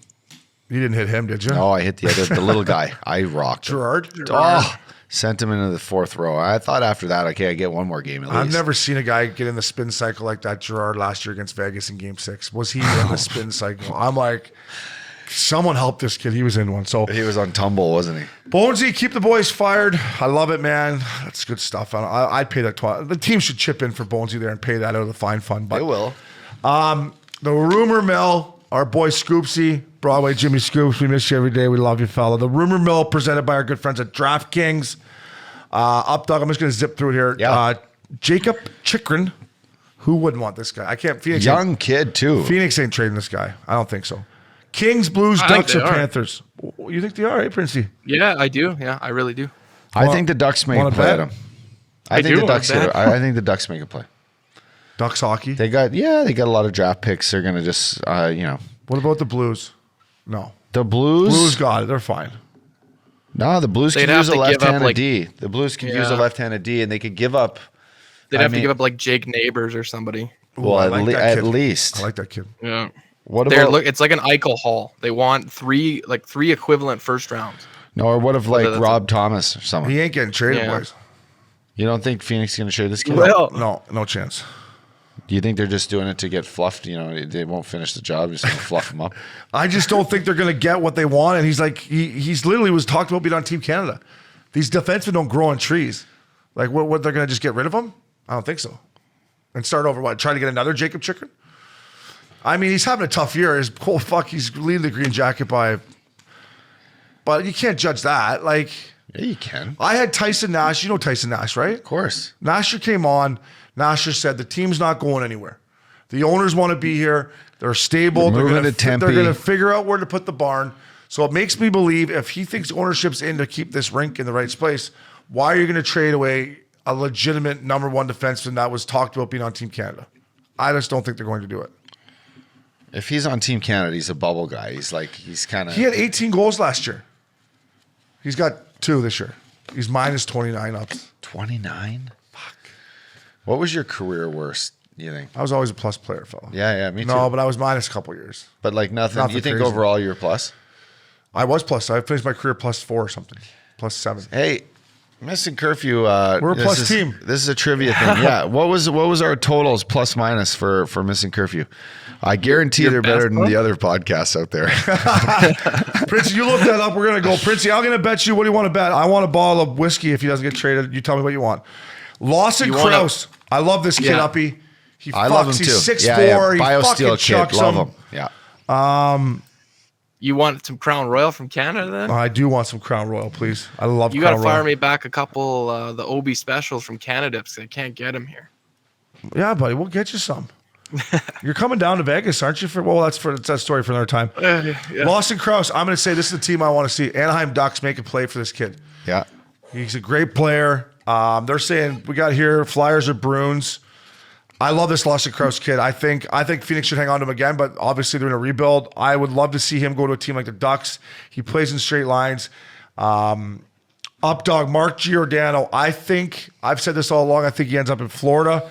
Printzy, of course, has got him going back to Calgary. Of course he does. Yeah, Calgary. I do. Yeah, Cowboys I do. better wake up though. If that's not open, he ain't going. No.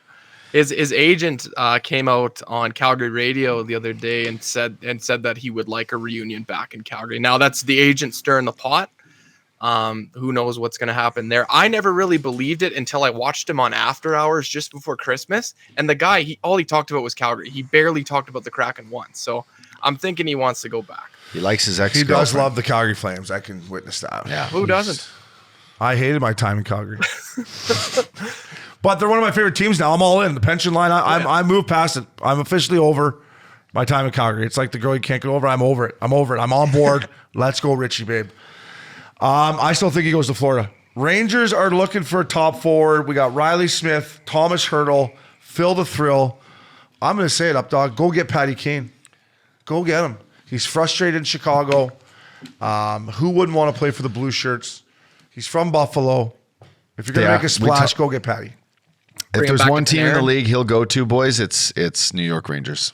Yeah, I think that's 88. an off-season deal. I mean, there's only been one. Yeah, other you're probably 88 right there. about that. Big E. Big E. How about that hit Big E had Printzy put up on our fucking social media? He just fucking Tackle. drilled that guy. That was clean as all Clean. fuck. Clean. Clean. How about the Mike Richards Shifley hit? Great hit. Great hit. Great hit. Fucking It's right. not It his was- fault he hit his head on the crossbar on the way down. No, Great it's hit. great. Get your head up. Who does that? Who goes to the net and spins around and then fucking tries to go between your legs? This one guy goes, I was talking about the Lindros hit. He's like, I thought it was high. I'm like, I said, no, it was a clean. He's like, not the hit, you, Obie. I'm like, no, I thought about it. No, those are good hits, Printzy. Good Great hit, hits. Prince. You're killing it for us on the social Good media. Keep 'em fucking coming. hit. Patty Kane to the Rangers. Oilers are in need of a goalie, and They're in need of a little bit more than the goalie. they're in need of. You're right. They need a little you bit were more right, than the Uppy. goalie. You were They right. need some I'm still secondary not- scoring. They need toughness. They need D. They need goalie. That's it. Well, I don't know. What else is I'm there? still not giving up on them. I No, fucking bet you a dinner at Nobu. You're not going to give. Yeah, I know. They're not I going to know win you the Pacific because Ikes is coming back. He's going to dominate. So I'm owing you dinner at Nobu. But I'm not giving up on them. They're going to make the playoffs, and they're going to probably lose in the first round. But they're going to get in. I'm not giving up on them. They're going to get in. Uppy, They help me. need to get in. Printzy, help They me need with to the get in. goalie's name from New York. Georgiev. Georgiev. That'd be an upgrade. Georgiev, yeah. That'd be an upgrade. How do you get him? Because he's just He's behind the backup Shesterkin. besides Shesterkin. What are you going to give up for a Russian Not, goalie? that wouldn't be cheap. No, Yeah. he's still a good goalie. That's not going to be cheap. I think they got to try to get Fleury out of Chicago and that Yeah, Arizona. I think they need Bill This is what they Ranford do. and Furzy to Chicago come changes him to Arizona. Arizona eats Wayne some of Rolla. Yeah, They Rolly the need goalie. Rolly the goalie. Rolly the goalie. Fuck, they need a guy that could just drink and stop pucks. Yeah. And 'Cause then what else do you do in Arizona, Edmonton? Arizona holds on to some of the cash, ship him up to Edmonton for half the year, see what we can do. I think Fleury would do that. No? What about the goalie in Seattle that they signed? Grubauer. What about him? I think he's got no move. He'd Yeah, I have a think he's chance got to no go move. play. Yeah, but he'd have a chance to go play with McDavid. He might move it. To go to Edmonton? I don't know, man. I know. He's having a but shit like, year too. Up. Look at I his know, stats I here. know, but like that's No, just but you're get him right. out, you get him out of a spot and move a guy that's not having a great year either. You're not wrong. Let's go. I wish I brought my boy Jason Greger on to talk. He loves it. He Grubauer. Ooh. bleeds You gotta it. get Strutty on. These are numbers we need like Strutty on these are too. numbers like goalies like fucking in the junkie here. His goals against average is 3.34, and this is a stinger here. His save percentage is 882. 882. You can't win the show without a goalie that's got like a 910 at least. Yeah, nobody's winning. You're not winning at 882. A lot of curfews on the road when you're 882. I mean, this is a Seattle team. Ronnie franchise, you just What did he do? Their What has he leading got goal up? scorer What has is 23 points. What's he like, got up his sleeve? He's got as most points as Weeks. I know, Weeks, he'd be leading the team in scoring. I was on Florida Panthers one year where I think our top guy, Brad Boise, had like 43 points. I had 42. Like, it was That led hilarious. your team? Yeah, oh, yeah. You guys missed the playoffs that year, huh? We did. Not by much. Not by much. Good defensive, stingy squad. But we did. The Rumor Mill, presented by our good friends at DraftKings. Scoopsy, it's not the same without you, buddy. We miss you. We love you. Up Dog, real quick, your boy. Fuck, you can't shake this guy. Evander Kane everywhere. You know, we say we're not going to talk about him. He's definitely in the news. They filed his fucking contract. He broke COVID protocol in the American League. I'm not going to hate on him for that because honestly, if they sent me to the jungle and put me in COVID protocol, I'd probably break it too. Yeah. So I'm not going to hate on him for that. No. They were just waiting for something. They were waiting. They knew knew he would fucking break it. So listen, Kenny Holland talks to his agent today. Says he has as a job as a manager in the NHL. I got to look into this. I guess would you sign Kane? I don't know. What do you think? I mean, there's a lot of talk around the league that he's available. He's going to play for next to nothing. You get him for 5 months. He's going to be on his best behavior. He's got no time to be a bad guy, although he is a bad guy. You know, and you know this because teammates in San Jose, I don't want to mention names, but they walked into the GM's office at the end of last year and they said, if this guy's back in our dressing room, we all quit. Who does that? This is like pro sports here, and you have like some of your top players basically saying we're gonna, you know, we're not playing if this guy's in our locker room. Bad guy. So you know what's crazy about that is that typically, you know this too, most guys in the NHL will be like, even if the guy's not a good guy, you're like, he's not a bad guy. Like, he's on our team. We got to buy in. Like, for them to go in there and say, hey. Yeah, but that's what it takes sometimes to fucking, you know, have these GMs wake up. Like, sometimes you make a mistake. And they did. But listen, when he's on the ice, he's tough. He can score. He sticks up for his teammates. He's tough. So he is effective. Edmonton needs toughness. Yeah. Is it something, you know, it does make sense, but do you want to like put that, you know, guy in your room and have like Connor McDavid have to deal with him? Leon Draisaitl will have to deal with him? They don't have like older guys, older presence to like calm him down. They don't have a Joe Thornton. You know who could do though? Mike Smith. Smitty could keep him intact. Mike Smith would be like, and Mike Smith would fight him in practice if he had to. Oh, yeah. He wouldn't be scared of Kane. So Smitty may be able to keep him in check. But other than that, no, they don't have a veteran guy that like. I would love to see what Dave Tippett right now is thinking about. Oh God, I got to have Evander Kane now on my bench. Like during the game, yes, but dealing with him on all of the off ice stuff and the way he just looks and acts, it's not National League at all. If I'm Kane, I'm jumping on a fucking. Well, he's got no money left. I was gonna say his private needs bird. The $500,000. I'm going right to Russia. I'm playing for fucking Red Army or somebody, and I'm just like, let people forget about me for a bit, and then come back next year or a year and a half on a PTO and do a press conference and be like, listen, I'm sorry for my mistakes. I just don't think. I don't know. It'll be interesting to see. He's a great player, and if you can get him for $750. It's a no-brainer. And when you look at just on-ice production, but all that other stuff that goes into it, time will tell. Kenny Holland and Dave Tippett are feeling the heat, so it could be at some point he's got to check himself into this, you know, behavioral, you know, substance abuse or whatever the hell it is. He's got a few vices. He needs to get some help. Like he can't be that bad of a guy all the time. Like you can't. Bad things follow you around. You can't. That's just you got to like kind of seek some help. I will say he went down to the jungle and played well. He had 8 points in 5 games. So it's not like he went down there and didn't try. So I give him a little bit of credit for that because it's hard to go down there when you don't really think you should be down there. But it'll be interesting to see what he plays. But if I'm him, I'm going to fucking Red Army for as many rubles as they'll give me, and I'm like, see you later, NHL. I'll catch you next year maybe. So Up Dog, we're in Orange County. Ducks, we love them.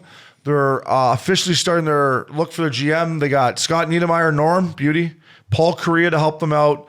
I think that's great. That's 2 guys that are, you know, fan favorites. Scotty won a cup, Correa's jerseys in the rafters. For me, and I know I said it before, I'm going to say it again, it's Teemu Selanne. I know the Flash is busy. I know he has to learn the role, but you hire people, you bring in a great assistant GM, you have your cap guys. I'm just talking about that face, that flow, his jersey's in the rafters, and once he gets committed to it, and I know his daughter's an unbelievable tennis player, so he's always, you know, helping her out. He golfs and he's playing with Federer and he's busy. I get it, but I just think Teemu, you know, and then eventually when Getzy retires, they hire him and Getzy's involved, and that's where this organization, in my opinion, is really going to start. They've already done it. Dallas Aikens has done a great job. They're heading in the right direction. Get these former guys that have won. that are in this community to really bring back the Ducks? Imagine, as a player walking in the morning and seeing Timu like on the bike with a coffee and him like being a personable GM on the bus, walking into a game, him being that guy you walk past, the things he might say to these young players, to the Zegrases, and, it has such an aura to it. Exactly. And we need more of these guys involved. Look at what they just did Detroit, and you probably have it on your list. Lidstrom, guy cut me here for 5 when I was a rookie. No, but I loved every second of it because he's Mr. Norris. Ask Frosty. Nickname's Norris. I mean, it's badass. Yeah. But I think it's a direction that the Ducks are going in. I think it's good. I think it's positive. It's great for hockey down here in Southern California. Timu's bled this place, right? He's integrated here. He ain't leaving. He might have sell a car or two, but he ain't leaving. I ain't fucking leaving. And PK, it's nice to have PK involved and him being like these two guys. And then you talk about Getsy, but those are the 3 most recognizable faces ever to put the Ducks jersey on. Exactly. And why not have them lead this into the new decade of what could be, great hockey, because they have some great young players. You saw it in Colorado with Joe Sakic. You're seeing it in Detroit with Stevie Yzerman. Listen, Flash is going to have to learn how to be a GM, but he has energy to him that is contagious. When you're around Teemu Solana, you saw it. You guys saw it when he came in here. He has that laughter to him, that ability to make everything better around him. And if you can bring him in as your GM, and he'll learn the ropes, and he hires guys that he trusts to go out and scout for him and bring guys in, I think it's a no-brainer. So Flash, if you're listening, buddy, you're probably not, but if you are, get in there. Come on, buddy. We need you. With that tan hair, need you. Up dog real quick, some teams that are doing some fucking. The Tampa Bay Lightning, they continue to roll. It's unbelievable. Shout out to Corey Perry, 9 goals. I turned the game on the other day. Him and the big rig are both standing in front of the net. Score. Hits the rig, goes to Perry, bangs it in. They're going to be a tough out again. Pittsburgh Penguins, Sid. Wow. In town tonight. We got Malkin back tonight, boys. Nobody at Missin Curfew picked them to make the playoffs. I did, didn't I? No. Are you sure? I can probably pull it up here, but Fuck I'm pretty How sure. about this Rust, boys? Rust, 3 games, I picked 10 the points, Penguins 7 again, goals in 3 games. This guy's fucking. Prince had him in a wild card spot, didn't I? I said I never bet against Sid again. I'm pulling it up here. Up dog, the Nashville Predators, Dave Poyle continues to prove me wrong. I thought they were going to be You had him in 5th in the Metro. Uppy had him in 6th, and I had him in 5th as well. So you could still I had have him in 5th in the Metro, but making her. Yeah. Yeah, I had 5 teams making maybe her in you the did, Metro. but I definitely didn't. What about, did I have him making it? I don't think you did, Come Uppy. I'm on, going to have to go Prince. back and play the tapes, but I think we both Nashville- sold them in Washington. Nashville, Nashville's here we fucking, come. We're coming in March. Smashville. We're- Brandon Walker, we're coming in, fella. Get us tickets to that Lexus Lounge. Come baby. on, baby. And then our boys in Colorado. Fuck. Landy. McKinnon. McKinnon's flying. McCarr.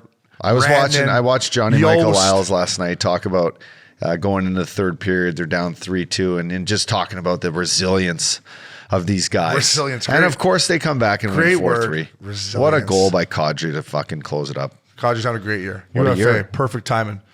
Those teams are fucking up, dog. Shout out to our boy. I got you play with me. We've had some fun with this guy, Yablonski. Yabo. He's back out there, 41 years old, chucking them or just throwing sauce. I don't know what he's doing. Princey, do we have any film of Yabo playing any games? I'm watching it, boys. He We might hasn't have to chucked send them our yet, film but crew there. Get an Nobody's interview. nobody's fighting him at 41 or 101. I remember, so he's obviously, he's writing on all of our Instagrams right now. We got to have him on. We gotta. He's a beauty. What a character. But I just remember him like staring down guys, in warm-ups and punching the glass and being just fucking fired up. And it was such a fucking jungle back then. Buddy, wasn't it? I told you a story my first time playing against you guys. Kleiner's like, and I see the Blonsky come out for warm up, and he's like this, and Kleiner's like, "Hey, don't fight that guy." I'm like, "No fucking kidding. Don't worry, I'm not."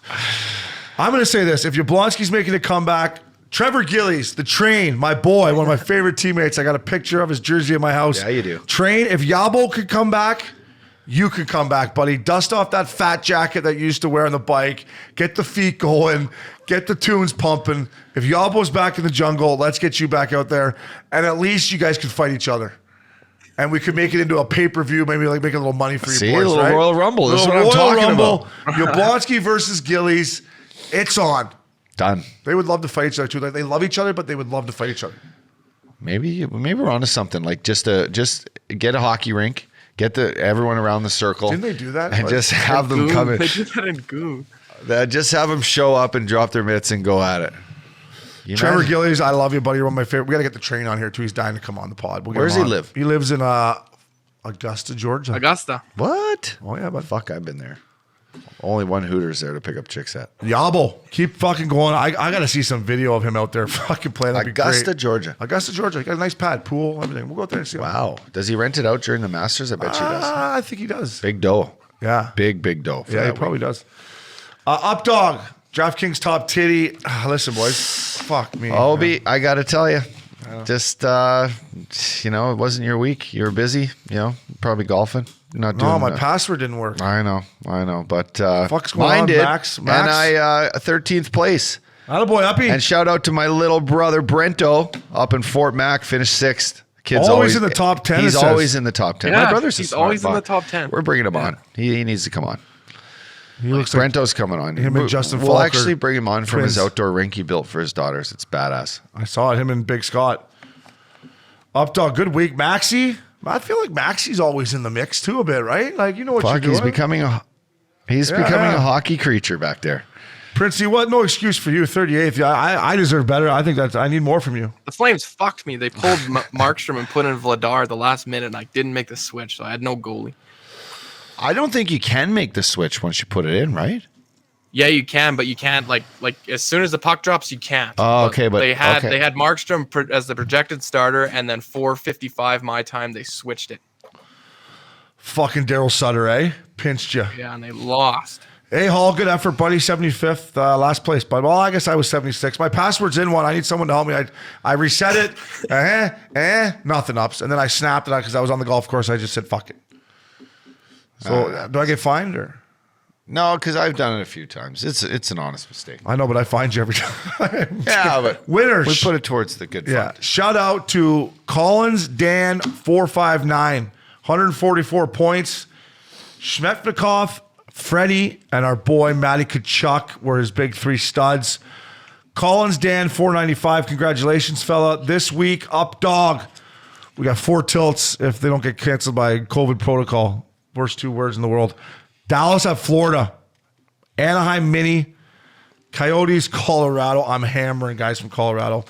Vegas, Edmonton, maybe. That's a maybe saying no way, Princey. There's no way they're going to play that game, huh? It's scheduled, but like the games get canceled every day, so I wouldn't. How nice look that at Vegas doesn't have to show up to Edmonton in January, That's awesome. right? They're like, we're just going to stay here. Think about, imagine the benders we would have went on with all this time off, too. Like, what Yeah, the but you fuck got would to, you can't plan any of them. You just have a But party at your sometimes house. those are the best benders that you just the last minute bender. Party at your house. You would have had a few girls in the bullpen you could have called over during COVID time. And not You have to wouldn't worry, have been- not have to worry about showing up. Yeah. For a week. That's nuts. Like, O'Brien, you put on 17 pounds in a week. How'd that Oh, Brian, I saw a video of you in Cabo. Where are you right now? You're like, does he get the little, what do you call those guys? Ukulele? No, the guys playing the guitars. Oh, the mariachi band. You're like, fuck, shut up. Shut up. No. Shut up. Have you seen that movie Heartbreak with Oh, it's the fucking Ben best. Stiller? Ben Stiller. Shut up. Up dog. I'm going heavy Colorado Panthers. Heavy. And I'm coming this week. I'm going to get my password figured out. Max, I need your help. DraftKings Saturday night. Lock of the week. Get back to the picks, baby. Locks of the week. Lock of the week. Is it still a survivor pool? Yep. Sure is, Princey. I think I got Still COVID. Survivor pool. Princey, Uh-oh, what? you I got think it. who What- did what- the Canucks last weekend? Was I that did. The you, game Obes? got canceled, though. Yeah, like game got canceled. So stay away from the Canadian. What's games. our record? Do we have it, Princey? Princey, I got to pull that up because we took I think 2 weeks off. I like to be with, reminded that I'm in first place. Updog is still in first place. I believe you're 5-1, but we took some time off over them. I know who I'm going to take right all now. right. So who goes first? Am I in last? Or you got to be in last, eh, Princey? I'm in last. Go ahead, fella. I'm in last. Fire away, buds. I am in last. I am gonna go Tampa Bay at home to Dallas. I have not taken the Tampa Bay Lightning yet. Those guys are fucking. Big Rig's my guy. Letty Dressing, love that stuff. Tampa Bay. I'm going to go to Little Caesars Arena because I like Little Caesars pizza. I'm taking the Detroit Red Wings. Stevie Y and the boys over the fucking Buffalo Sabres. Red Wings. And I'm It's going a to lock. I'll take the lock of the week is Carolina at home against the Canucks, who haven't played in 3 weeks, thanks to the government. Sure, fuck. Uppy's good at this game. Carolina. Printzy, moving forward on the rundowns, we're going to need the teams we can't take. Just a little. Yeah. If you can help us We'll out get that, there. boys. That's all good. Hey, I'm coming back from holidays, boys. I haven't podcasted in a month. I'm rusty. Yeah, I know That's where you've okay. been. You're fucking fine, bud. Where you been? You're fine. I'm getting fined. You're getting fine now. But you Yo, think this chasing is? puss What or do you what? think this is? You just take a month off and come Hey. back here? Come on. Yo, chasing that fucking Come cold, on. ice cold Canadian punani. No, Kokanee. I can't even leave my house, boys. It's been minus 30 here for 2 weeks, and now it's plus 7. Trust me, Alberta for I you. played there. I was like, where are these Chinooks everyone keeps talking about? I didn't see any Chinooks when I was there. It was We got just one fucking We got one yesterday. bitter cold. So, up dog, we got a great guest coming at you. One of my favorites, one of your favorites, a key member of the pension line, Brad Richardson. Richie, babe. Richie fella. Up dog, good life fella. We're here in Aspen. I got the beanie on. We got the long sleeve Henleys on. Looking good, feeling good, staying warm. Look good, play good, Feel good. ski half decent if it's for me. Don't But kill yourself. I tell you what, the beanie, I remember you picked that thing out on Bleecker Street at the Good Life store. What a store. I walked through. I love the hat section they had there. Me, went for that green cardigan and the hoodies. Everything we can rock up here New Year's Eve for Aspen. I'm telling you, the nice soft tees underneath. You layer up for the ski or the snowboard. I mean, you got to look good out there in the mountains. This time of year, Christmas time, everyone's open up their gifts, their Good Life gifts under the tree, hopefully. We're excited to be here. And on behalf of Good Life, we thank you for all your support. Our curfew code is... Curfew 20. Curfew 20 is our code. www.goodlife.com. We thank you. We hope you all have a safe and happy new year 2021. Let's see ya and let's fuck 22 together. Good life, baby.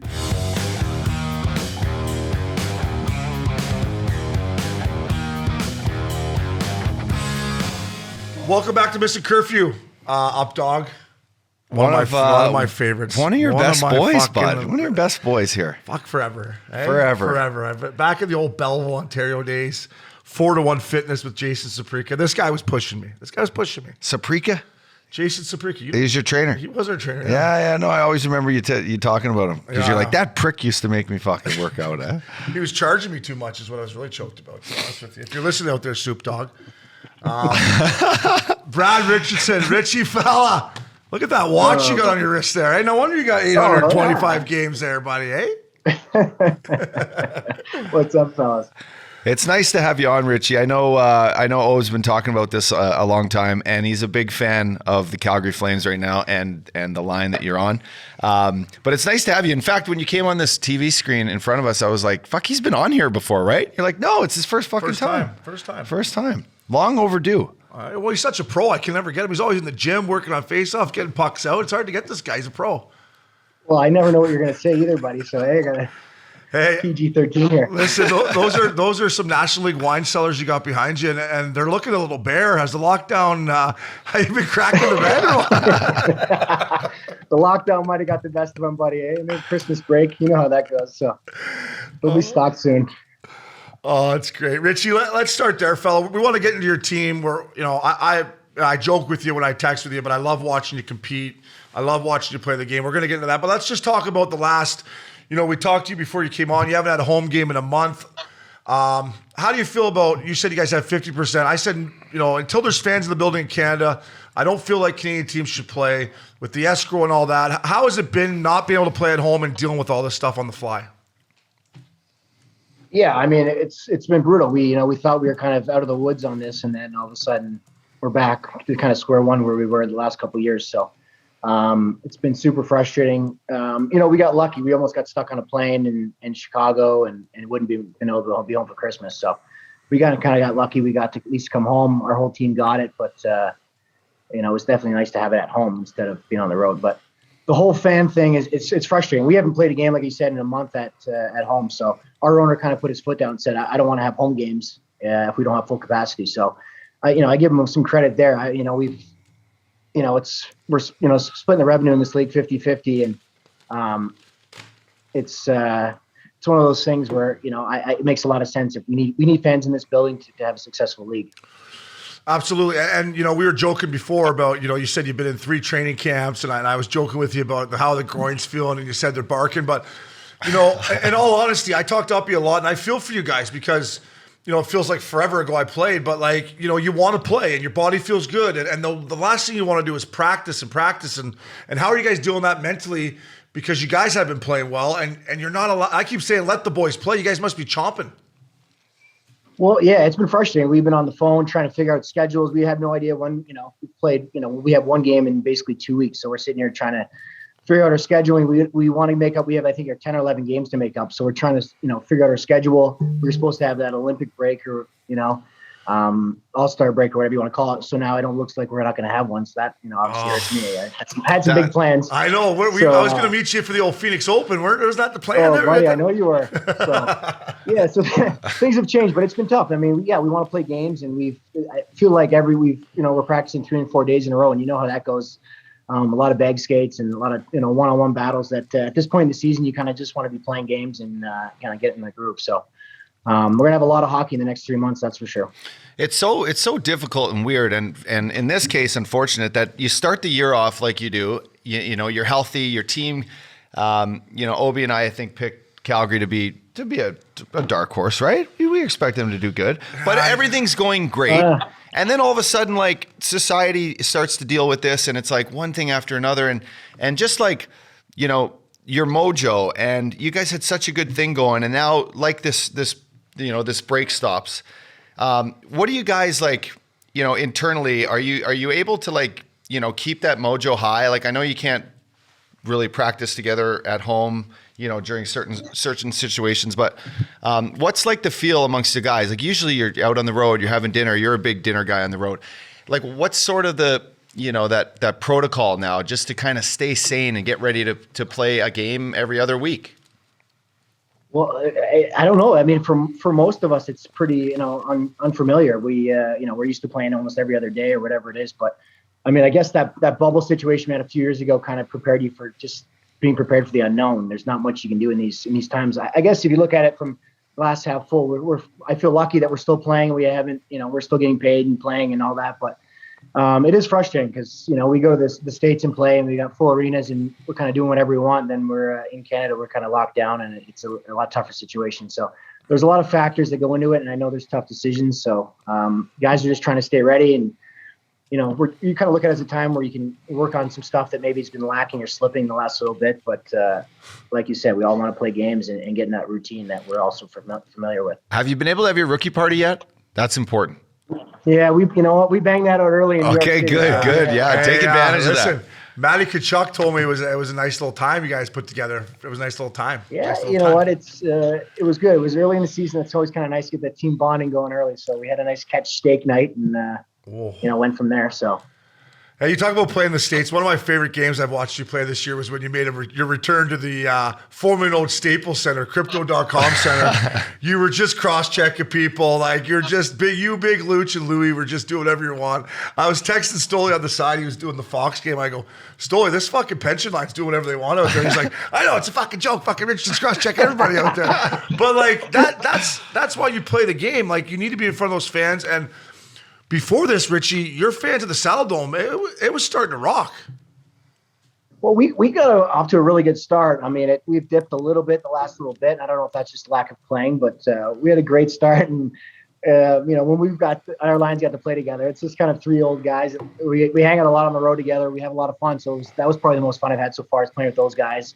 And when you have Big Luch on your line, you can do whatever the hell you want out there, So gives you feel another foot taller for sure. But it's been a lot of fun, 3 old kind of wily guys. So it's been a lot of fun playing with those guys. I just have to say, I love watching. I feel the same way when I got to play with Brodziak, who is, same age as me and a fucking great player with a great career. And then Revo, the guy that is your Luch, who you can do whatever you want. And it's just nice knowing every game, these are your boys you battle with. You're not getting shuffled up or down unless there's like a crazy injury. You're like, fuck, we got to provide, the same thing. And then that creates like, characters for you guys, and it's fucking awesome for your team, for your game, for your mojo.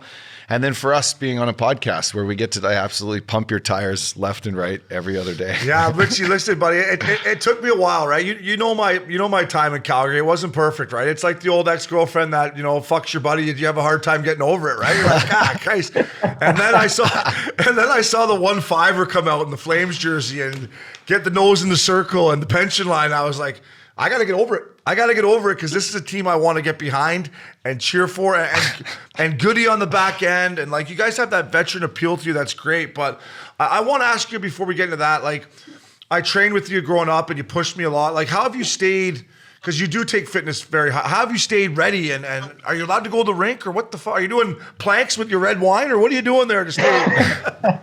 I mean, buddy, it's hard now. As we all know, we get older and you just don't feel the same as you did. So you do all you can. You're trying to do more, maintenance stuff and do all that. But I felt it more this year than I have in the past. I got to be honest. I don't know if it's the Saddle Dome ice. It's just not great. But hey, listen, mucky out there. But But it is what it is. You just get older and you try to, do your thing. And you definitely notice it as you get older. The things you want to do are not quite as good as they used to be. And, you just try to battle as hard as you can to stay and keep playing. During we were all out with COVID, most of us didn't have any symptoms. So, they dropped bikes off or whatever we wanted to work out or do whatever you wanted to do. So, I ride the bike and did my push-up pyramid A old. Yeah, you like the push-up pyramid A over there at Oak Lake. You take the tarp off of the boat. I said, look at that chest on you, Richie. No wonder you can do that push-up pyramid. So that's all you can really do. So the team, So the team is, in a certain way, is still helping you out with stuff that you can take home, and they're helping you to a certain degree, right? Oh yeah, they'll do whatever you need. They send us programs, and you can kind of do it what you feel. It was a long grind sitting in your house, but it is what it is, and it was just happy none of us really had any symptoms, so that was kind of nice and kind of a joke at the same time, I guess. Yeah, and I want to ask you about. You got a hot tub there, but that looks like a place that might have a hot. I got a nice rooftop soaker up there. Yeah. See, buddy, that'll prolong your career there. Get there, absolutely. Have a glass of rouge, You'll be like, wasn't that bad of a game? Wasn't that bad of a game? I played pretty well. I had my guy there. Yeah, you're not watching the score after the game, eh? I shake that one off, Richie. You got 850 games here, pockets, all right? Richie, let me ask you. I want to dive into a little bit about your team. What stands out to me is some of your younger players that have really been like stepping up this year. Talk about this young Canadian, Magniapani. Is that how I say his name? What's his nickname? We call him Mango or Mongo. Mango. This kid just seems to be able to score. It reminds me a lot of of just that natural knack for the net, always, finding the puck. What's it like seeing like a young kid like that step up and be a big player for you guys?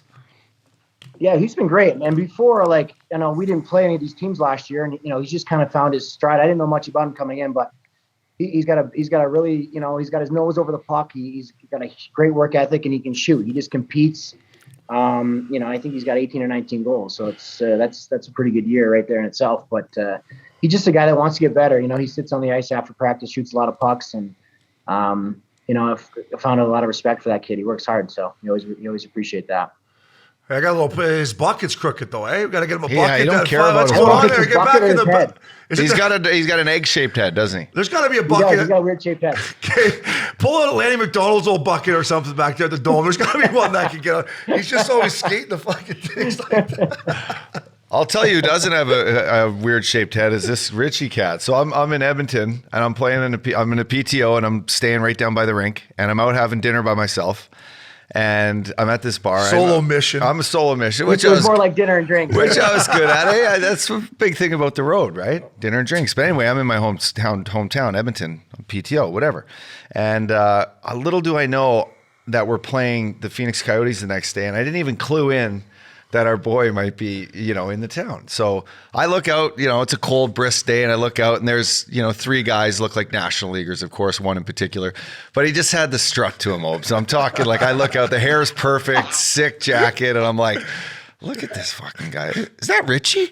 Like, fucking guy's doing the peacock out there, O'Brien. So I text Obie right away, and I'm like, you should see how sharp this Richardson looks like down on Jasper Ave right now in Edmonton. He's just got the strut going. I'm like, he's feeling it. He's probably walking back to the hotel. So I run out, and I'm like, Richie, come in and have a drink with me, buddy. I haven't seen you in a while. So I don't know, Rich. That was just a good. That's all about. That was great. I think we had a few that night, didn't we? We definitely did, and rightfully so. Not you guys, no. Rightfully so. The best is he texts me, goes, I just saw Richie, babe. He's knocking down Jasper, and he's doing the fucking peacock. I mean, but if you can't go out on the road, do a solo mission for dinner and drinks, and see a couple of your team, opponents the next day, and have a couple cocktails with them. Well, I mean, his team, he knows it better than anyone. His team, Stanley Cup team in LA, right? Like that was their squad. Like, I mean, you could talk about it more, Rich. Like they would go out on the road, have a good time, and you guys were pricks to play against. Like we had like 15 to 20 guys going out in Hollywood, so it was a good crew. That's how you win, though. Decent squad. Who's picking up the towel card tonight, boys? Who's got her tonight? Hey, Richie, I want to ask you about Daryl, and obviously, last year he comes in there and he kind of chirps Johnny hockey, and this year Johnny's playing the best hockey of his career. But like, talk about how important, yourself, Louie, and Luch are with maybe, I don't know, relaying the message to the other boys when it comes from Daryl, because I think you guys are not only what you do on the ice, but I think that's really important for the squad. Yeah, I mean, Daryl's a character, that's for sure. I mean, he's done it a long time, and he hasn't changed much since I had him in LA. It's kind of the same message, and he just wants guys that are predictable, that bring the same stuff every day. You got to play the right way, and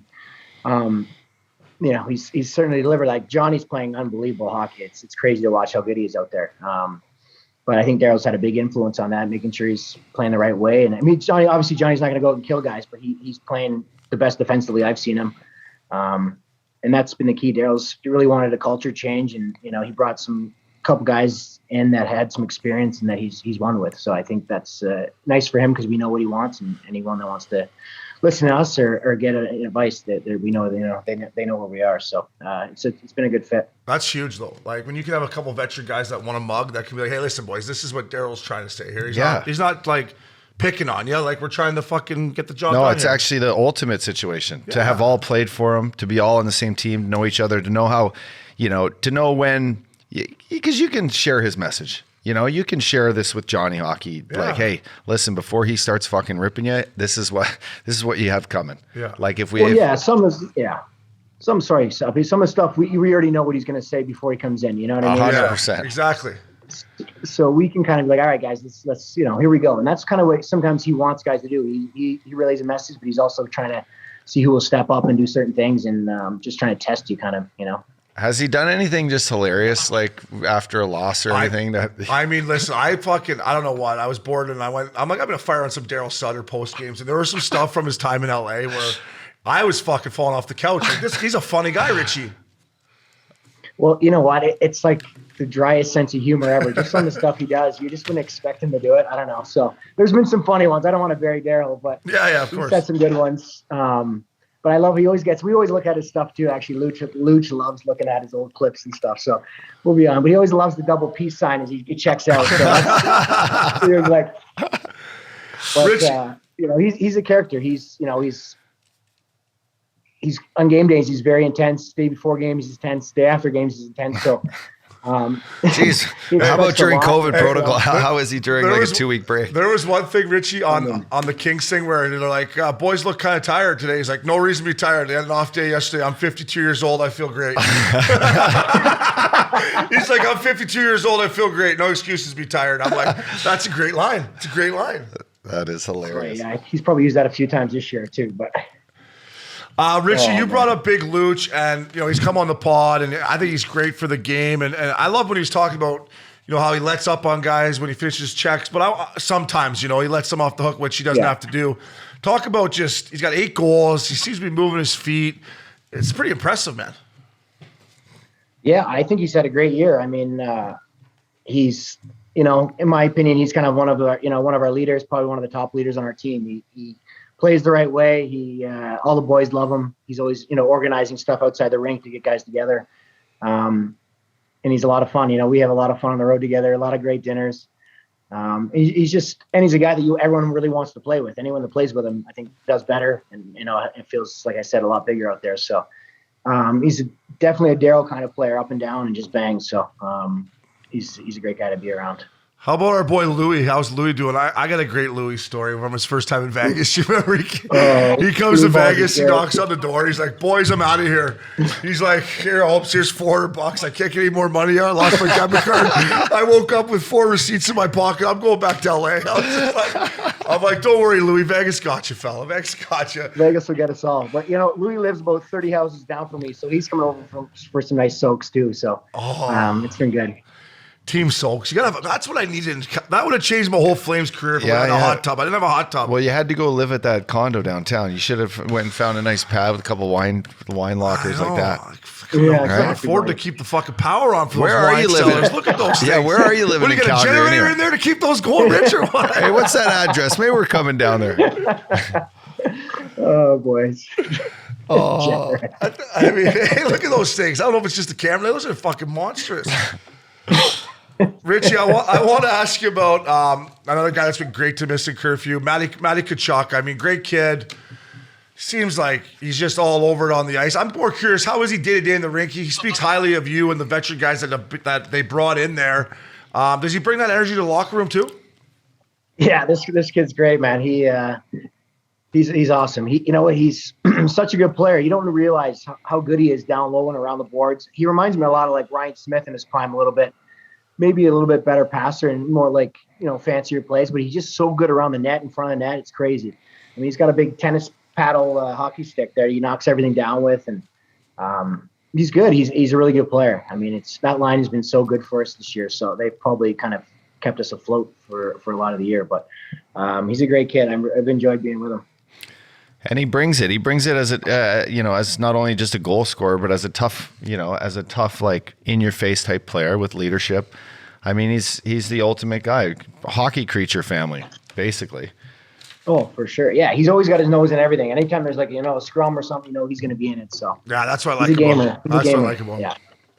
Richie, as an older guy, like right now, what's asked of you? Like, I was in your kind of position a few years ago where, some days it becomes hard and the coaches are always like, listen, we need you to do this or do that. What do you find your ultimate role is right now with a lot of the younger guys and being a good voice, being a great PK guy?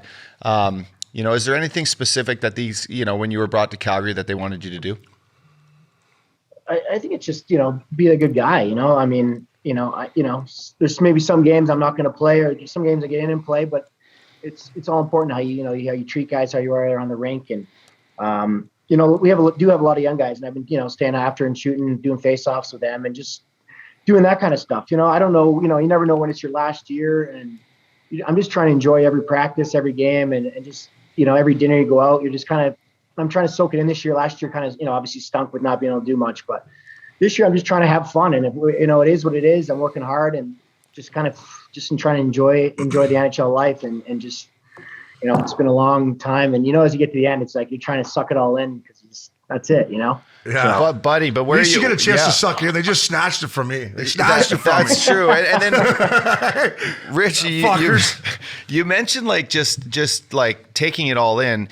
You're still moving around it there. You're still doing all the right things. You're playing on a great team. And there's nothing better than being in your position, as an older guy and a veteran guy, and knowing that you guys have a chance to win when you go out and play like every game. And that's like entirely, the ultimate feeling. It could be, you could be stuck somewhere where you're not having, you don't get along with the coach, your team's just not winning. You got young guys that are doing whatever the fuck they want. But when hell, fuck, I could push this year. We could have a great year, and this continues, right? So that's a good way to think, like, and to know that, fuck, we're on a competitive team and we get this thing rolling.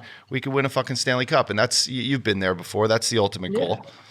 And that's too. You want to show up every day and you want it to mean something, not just kind of clocking in and clocking out. So, I mean, it's been fun, and hopefully we can kind of keep building it. And you never know where it's going to go. It's a long way away. We're just trying to obviously stay in a playoff spot and keep moving and getting better. But it's been a lot of fun so far. Hey, Richie fella, I know you're a little banged up coming out of camp, but going through training camp, and did you have a feeling like, hey, holy fuck, boys, no one's giving us a whole lot of credit here. No one's talking about us. We got a great goaltender. We got Big D. We got guys up front. Like, what was the feeling? I don't know if you were there the whole time because you're hurt, but what was the feeling coming out of camp? Well, I mean, I think when you have a guy like Daryl, I mean, the expectation is, is playoffs. We're trying to win every single game. That's how he thinks. We're not. You're there to win. You don't just say, "Oh, we're going to take tonight off." It's every game's go game, and I didn't know a whole lot of some of the younger guys I didn't know much about. Not like I said, I haven't played Calgary last year, and but you can see the pieces are in place. You got great goaltending, and it kind of started from there out. The guy like Chris Tanev and some of the guys they brought in. So I was excited. I was excited to be reunited with Daryl. But I don't know if you want to put. We had we're not sitting there talking about the Stanley Cup in September, but we're definitely talking about we should be a playoff team and we want to build from there. I mean, it's hard to get in the NHL playoffs. We talked about it's fucking really win, so. And you know what, dude? Now that I'm so far removed from the game and I watch and I see a team like you and I look at the standings now, well, you guys have been playing, and I'm like, yeah, they're in right now, but it's so hard to get in. Like, you almost forget like how hard it is. Well, and especially this year, some of those teams that you probably didn't expect to be up where they are. Like no offense to them, but you got all these young guys, like LA and Anaheim and all these teams that played so well. There's no night, there's no free games. Every game seems so important. So, credit to them. They've played great. Our division's been tough. I think it's been probably one of the tougher divisions out there as far as kind of the closest of our team. Vegas has pulled away a bit, but it's gonna be a dogfight, I think, right to the end. So, which is fun though. How's the Battle of Alberta been getting in your mix? The words out of my mouth. I'm an Alberta boy. We played them the first game of the year and we haven't seen them since. So we play them next week up in Edmonton. So hopefully that game's a go. And so we get them a lot towards the end of the year, which is always gonna be fun. We haven't played Vancouver yet. We haven't played Edmonton. We've only played them once. So we're gonna have some meaningful games. And coming up in the second half, so it'll be interesting. Yeah, that's one both your owners want. Yeah, we want the drunk Alberta people in there drinking beers. Come on. Yeah, let's go. Hey, Richie, I got to ask you about my boy Monty. How's Monty doing? Obviously, kid came out as a high draft pick. He's had to make some changes to his game. He's a great kid. How's he hanging in there? He's doing great. He's a beauty. I love hanging out with Monty. So. Nice, quiet guy, but he, when he gets to get a few in him, he gets going. So he's been good though. Yeah, he was so quiet our rookie year that finally at like Christmas or maybe after American Thanksgiving, I'm like, hey kid, like we get it. You're a good, you're a good rookie, but you're our first rounder. Like you got to talk a bit here, fella, because he is so quiet, Rich. Yeah, but I think he's turning into one of the leaders on the team. I think he kind of is one of those guys. He speaks when he needs to, and I think he shows up every night and plays. I know he had like a hip surgery last year, so I think he kind of got off to a little bit of a slow start, but I think he's turned it on. He's been great on that little kind of bumper spot in the power play. Sorry. I mean, fuck, he's got 455 NHL points. That bumper spot seems like a nice spot in the power play. I would have liked to be the bumper. Hey, Richie, I would have liked to be the bumper guy, eh? I know, you don't have to stand in front of the net. You kind of just in that little soft spot. Richie's a half wall guy. He can show off his soft mitts. And then you might as well put me in front. I'll just take heat. I don't think I've had one half ball shift, buddy. No, but yeah, I know. Richie, we talk about that's a good point by you. And Uppy had to do it too. And I grew up playing with you. You were coming out of the O as a skilled guy in Colorado, start your career as a skilled guy. But then you had to make adjustments to stay in the league and find your niche, and you did that. Yeah, I don't think anyone really wants to do that. Everyone wants to be a scorer, that's for sure. I mean, it's a lot more fun and better paychecks. But I mean. A few more golf memberships, eh? A few more golf memberships, eh, Rich? Yeah, but Richie, those guys are the ones that are not, some of them are not playing because they didn't want to put in the extra work to still play at this age, right? So, what 100%. Obes is saying, and this, and everyone kind of knows it, but it's fucking hard to change your game. But the ultimate appreciation is to still compete. It's like the ultimate, and then just dealing with injuries and stuff and to still come back and play that role and play it hard and get that one knee down on the draw like you're so good at. Richie, listen, I fire on the fireplace, I get the candles going, I open the wine, I fly on the flame scheme. Tuck the coconut oil, over you come, and I hope for a whistle. I pray for a whistle. Oh, all right, here we go. He's getting a face off, and I'm like, if this lineman kicks him out of that fucking face off, I'm firing a tweet at him right now. That's good. Well, I got all the linesmen buttered up pretty good now, so they're Oh, pretty good with me. But I mean, that all comes from Stoley back in the day. You know, he took every draw like it was, you know, you're winning that last draw for Game 7 of the Cup final. So, I mean, that's kind of how I look at it. It's a big part of the game. You start with possession, and it's one of those things that kind of keeps me in the game, and I laugh about it all the time too. But it's funny, you know. It's a huge part of the game. And Richie, you do it. I joke about it with you, buddy, but I love it. It bleeds onto your team. You can see that, and you do take every face off. And you know, I was watching Colorado play the other night, and they don't have a face-off guy, and it was a big part of the game. I'm like, fuck, they need someone to win a draw here. Like, it is. I was going to maybe jump off the couch there and bend the knees and see if, but it's important. It's important, Richie. But you didn't. It's even like as a D man, you know, you're losing the face-offs all night. You yell down the bench like, win a fucking draw here. Like, win a draw. I'm sick of defending here. That's one way to get out in the power play too, though. Fuck. Hey, you guys can't win in this. I'm gonna snap this and get power to play PK. I mean, it keeps you around a little bit, maybe longer past your expiry date too. You know, so it's one of those niches that you can, you know. Buddy, Richie, 825 games, man. That's quite impressive. That's and impressive, keep going, man. buddy. You need a couple more years here, bud. Yeah, Gotta get there. Richie, we appreciate you. I got a couple more things real quick. I know you play for the Flames now, but we talked about the Coyotes. I just wanted your opinion on maybe where you think the rink should be, because you've been there a long time. You're a great Coyote. Do you have any thought on that? Maybe like Tyson Nash told me there's no way the team's moving. They're going to put the rink somewhere. Where, in your opinion, as a former Coyote, you think that could be?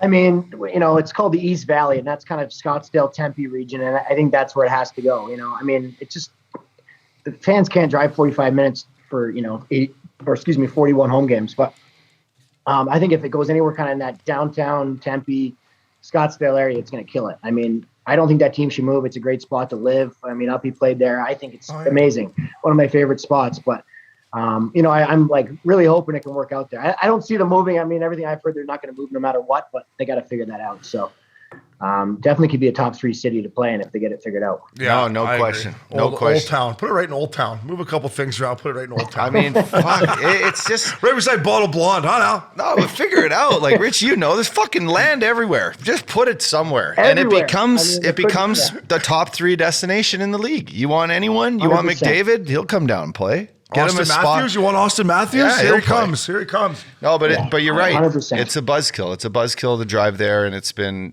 10 years I mean, and counting that they've been talking about it. We were doing that drive from morning skate, and I turn all the way back, come home 45 minutes, then rest for about an hour, then turn around and go back to the rink. So we were doing morning skates there. I was in the car more than I was at the rink. Yeah, So, when are you going to get time for a suntan? You didn't, Fuck. have, you didn't have time to rub one off before your pregame nap, eh? oh, buddy, come on. I don't got time here. Better get back in the car. Oh, Richie, I love you. One last thing, buddy. I taught, and you know, if you don't want to answer, I understand. If you do, whatever. Me and Uppy talk about, you know, the sacrifices you guys have made over the last couple of years, and you're all vaccinated. The whole league's vaccinated. Testing the players. You guys talk about it. Like, I'm thinking, if you're not sick, if you're asymptomatic, is this something you guys are talking about? Are you kind of sick of getting tested? Well, you know, it's nice I have it now, so you don't have to test for 90 days or whatever. But There you go. yeah, I think everyone's sick of it. I mean, the whole world's sick of this shit, to be honest. You know, as a league, it's tough because, you know, most of us are in great shape, and you know, I can speak for our team. We, you know, had barely any guys with symptoms. So if we weren't testing, we would have been playing. We wouldn't have known what was going on. We just thought maybe he had the sniffles or, you know, whatever. But this is the one situation with our league is different than the NBA is we have to cross border a lot more times. Yeah. So we need some kind of exemption from the government to, you know, but I think that would be something we should look into because, you know, the way it's been, it's kind of a joke, and I know that everyone's trying their best, but you know, when everyone's feeling no symptoms and we're all feeling good, we should be playing games. So it is what it is, and it's above my pay grade. Yeah. No, you're right. You know, the guys it wanna is. play, and you know, so I know the league's doing their best, and you know, but it would be nice to get to that stage where guys can just go, and if you don't have symptoms, go play. No, I hear you, and it's just hats off to you guys and your families, and just having to deal with it all the time. It's nuts. Are they still handing out Z-Packs around there? Or what? Can you still get a Z-Pack if you need one or what? Oh, buddy, you know. Oil change here. I need a Z-Pack, boys. You gotta get on the road to get a Doing the pipes Z-Pack. here. Holy jeez, we did the old Western swing. Fire me a Z-Pack here, would you? Hey, Richie, babe, I'm looking at the schedule here. April 4th, 5th, 6th, you're in Southern California. I'd love to meet up for a glass of wine, maybe, you know, see a big fella. See that smile. Hey? Maybe. maybe hit that A restaurant down there, eh? Oh, it's the best. Yeah. It's the best. And if you got an afternoon off, we'll take you to Big Canyon. You need a redo after that Balboa championship experience. Oh, buddy.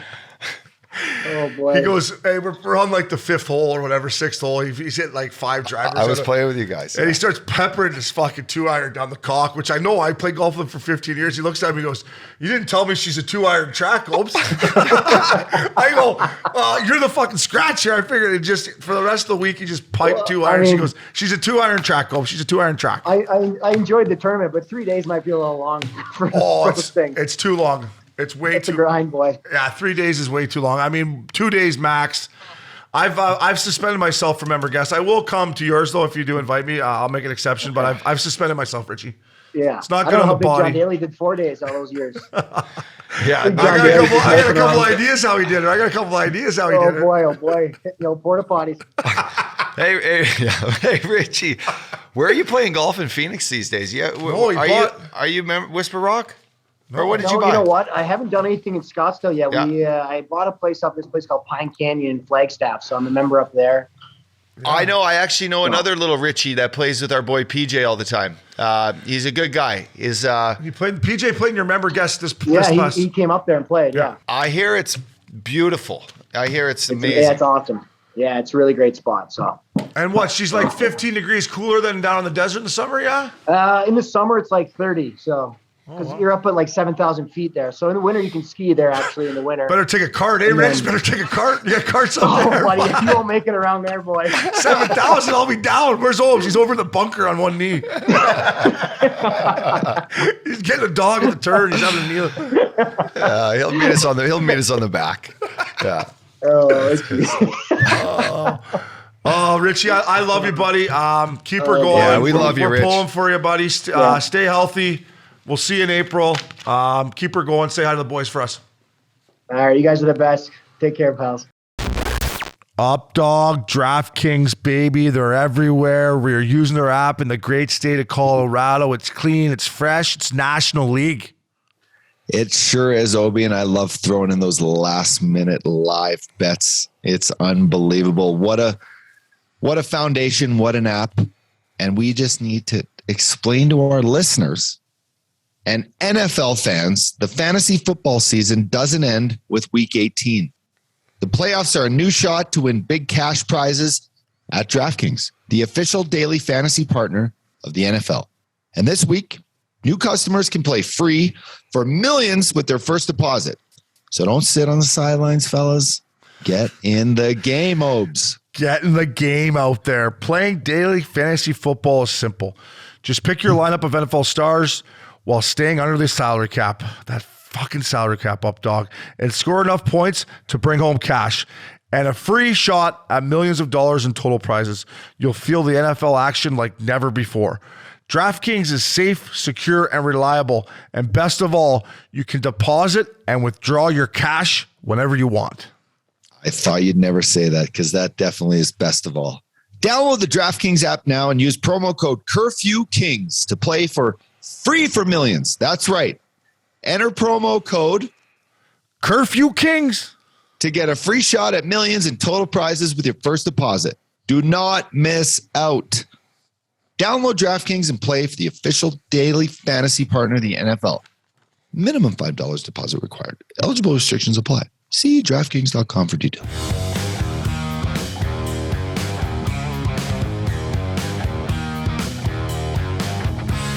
Up dog. Richie, baby. Richie, baby. The Rick. He's looking good. Yeah, he always looks good. He's a pro. He's a pro. When I think of Richie, I always think back of a guy I met young.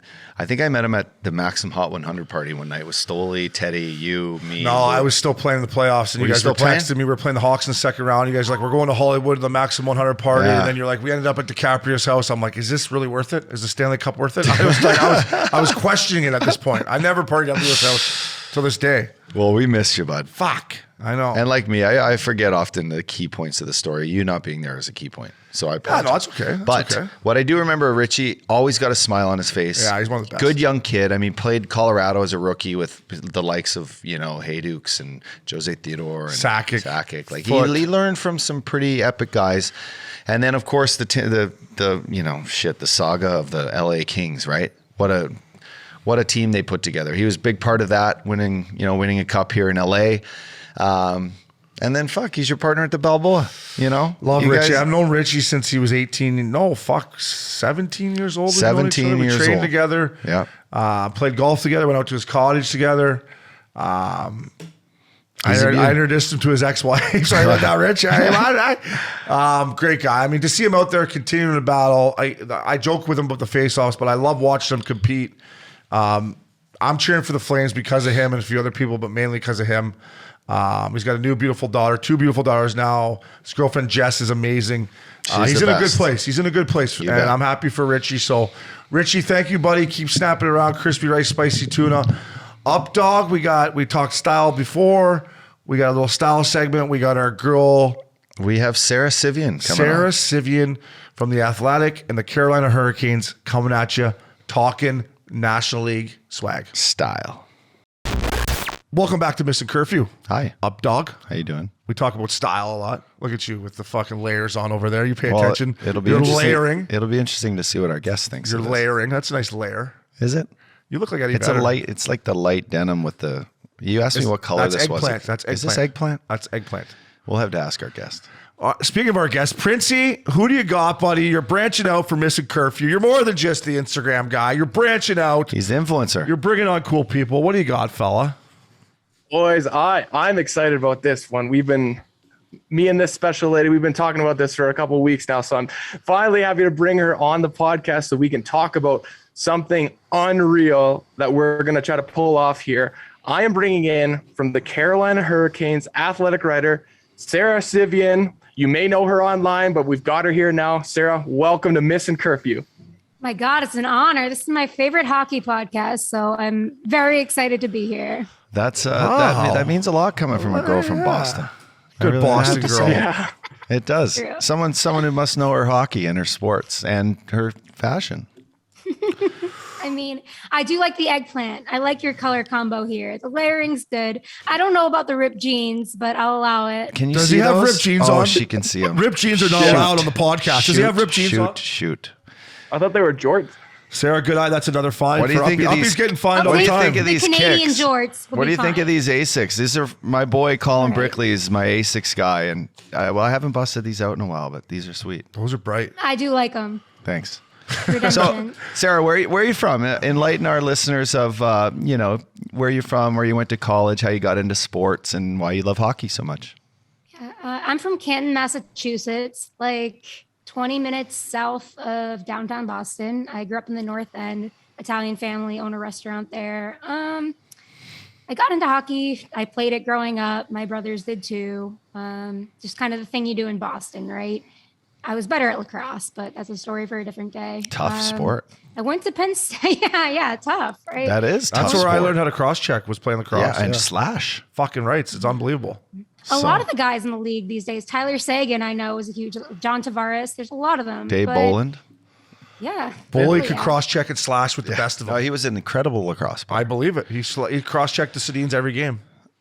It's all about the, it's all about the hand. Every game. Sara, Vincent Trocheck. I've known Troche a long time. How's it dealing with him? Does he ever give you any like fun quotes, or is he just like?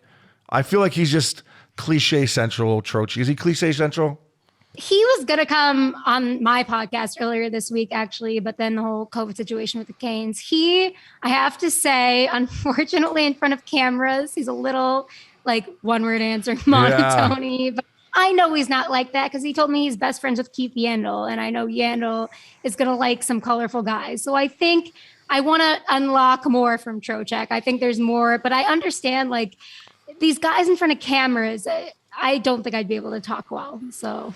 I mean, he learned from us. You'd think he had Troche's take a little point. Sarah, you're absolutely right about Troche. I love the kid. He was good for me in the American League because he was an NHL player already, so he made the game easier for me when I had to go back down the jungle. But when you got him on the bus and you got him out for dinner, he would open up. And it's like a lot of NHL guys, Uppy. I mean, I don't think we were like that, but they put the camera in front of him, Sara, and then it's just like, I'm not going to, and it's not even Troche, it's basically the whole league. I'm going to say, I'm going to play hard for the team and really do well. I don't blame him. We ask some stupid ass questions. Like, we got to be better as media if we want better answers from players. I didn't want to say it, Sara. Printzy, clip that right there. That fire that out there. Exactly. Elliot Friedman. Do you hear that, Elliot? No, I know.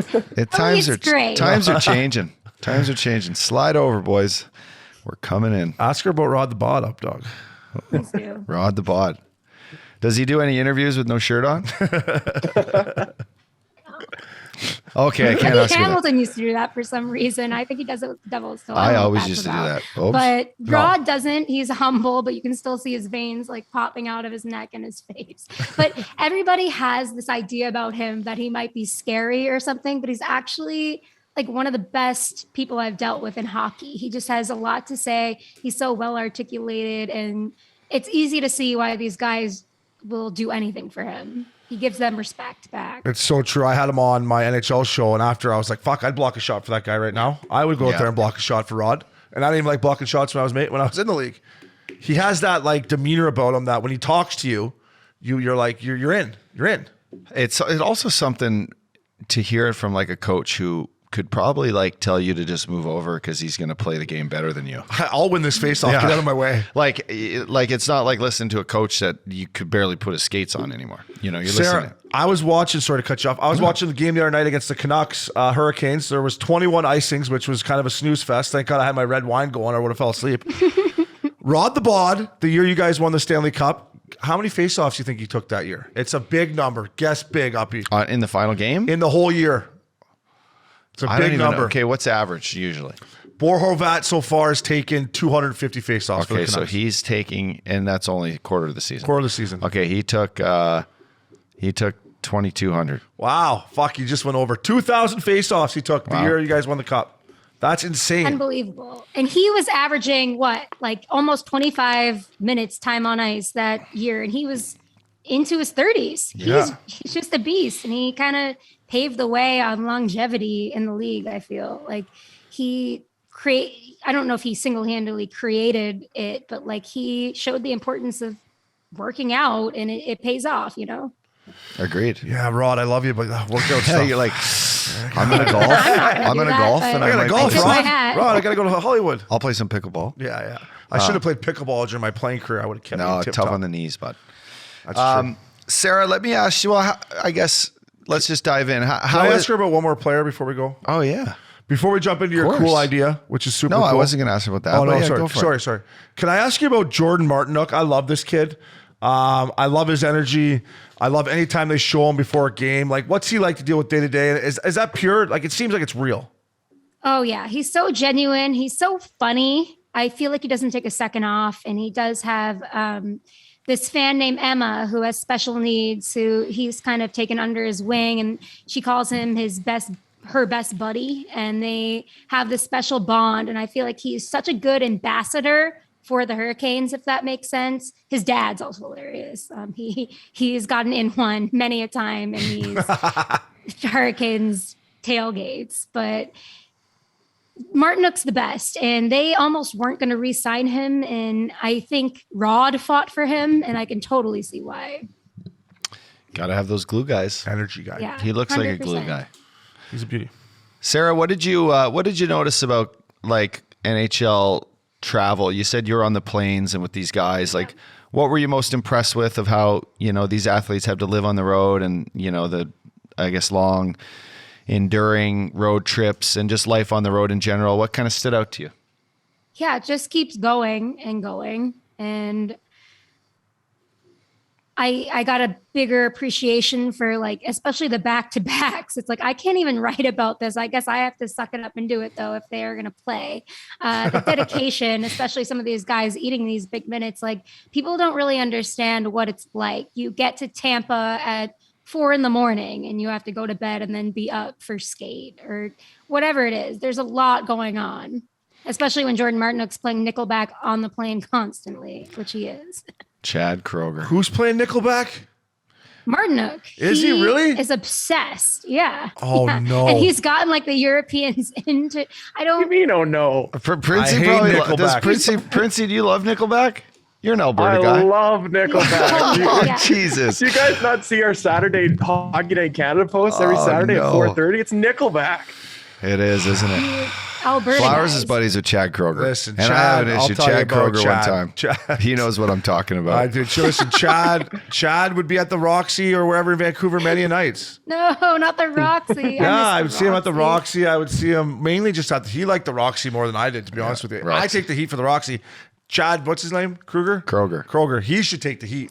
He went to the Roxy more than anyone. And then he tried to get me like, hey, come back to Abbotsford. I got a rink there. I'm like, dude, what are you talking about? Was he I'm close talking you? I'm going to go party in Yaletown. I'm not going to Abbotsford.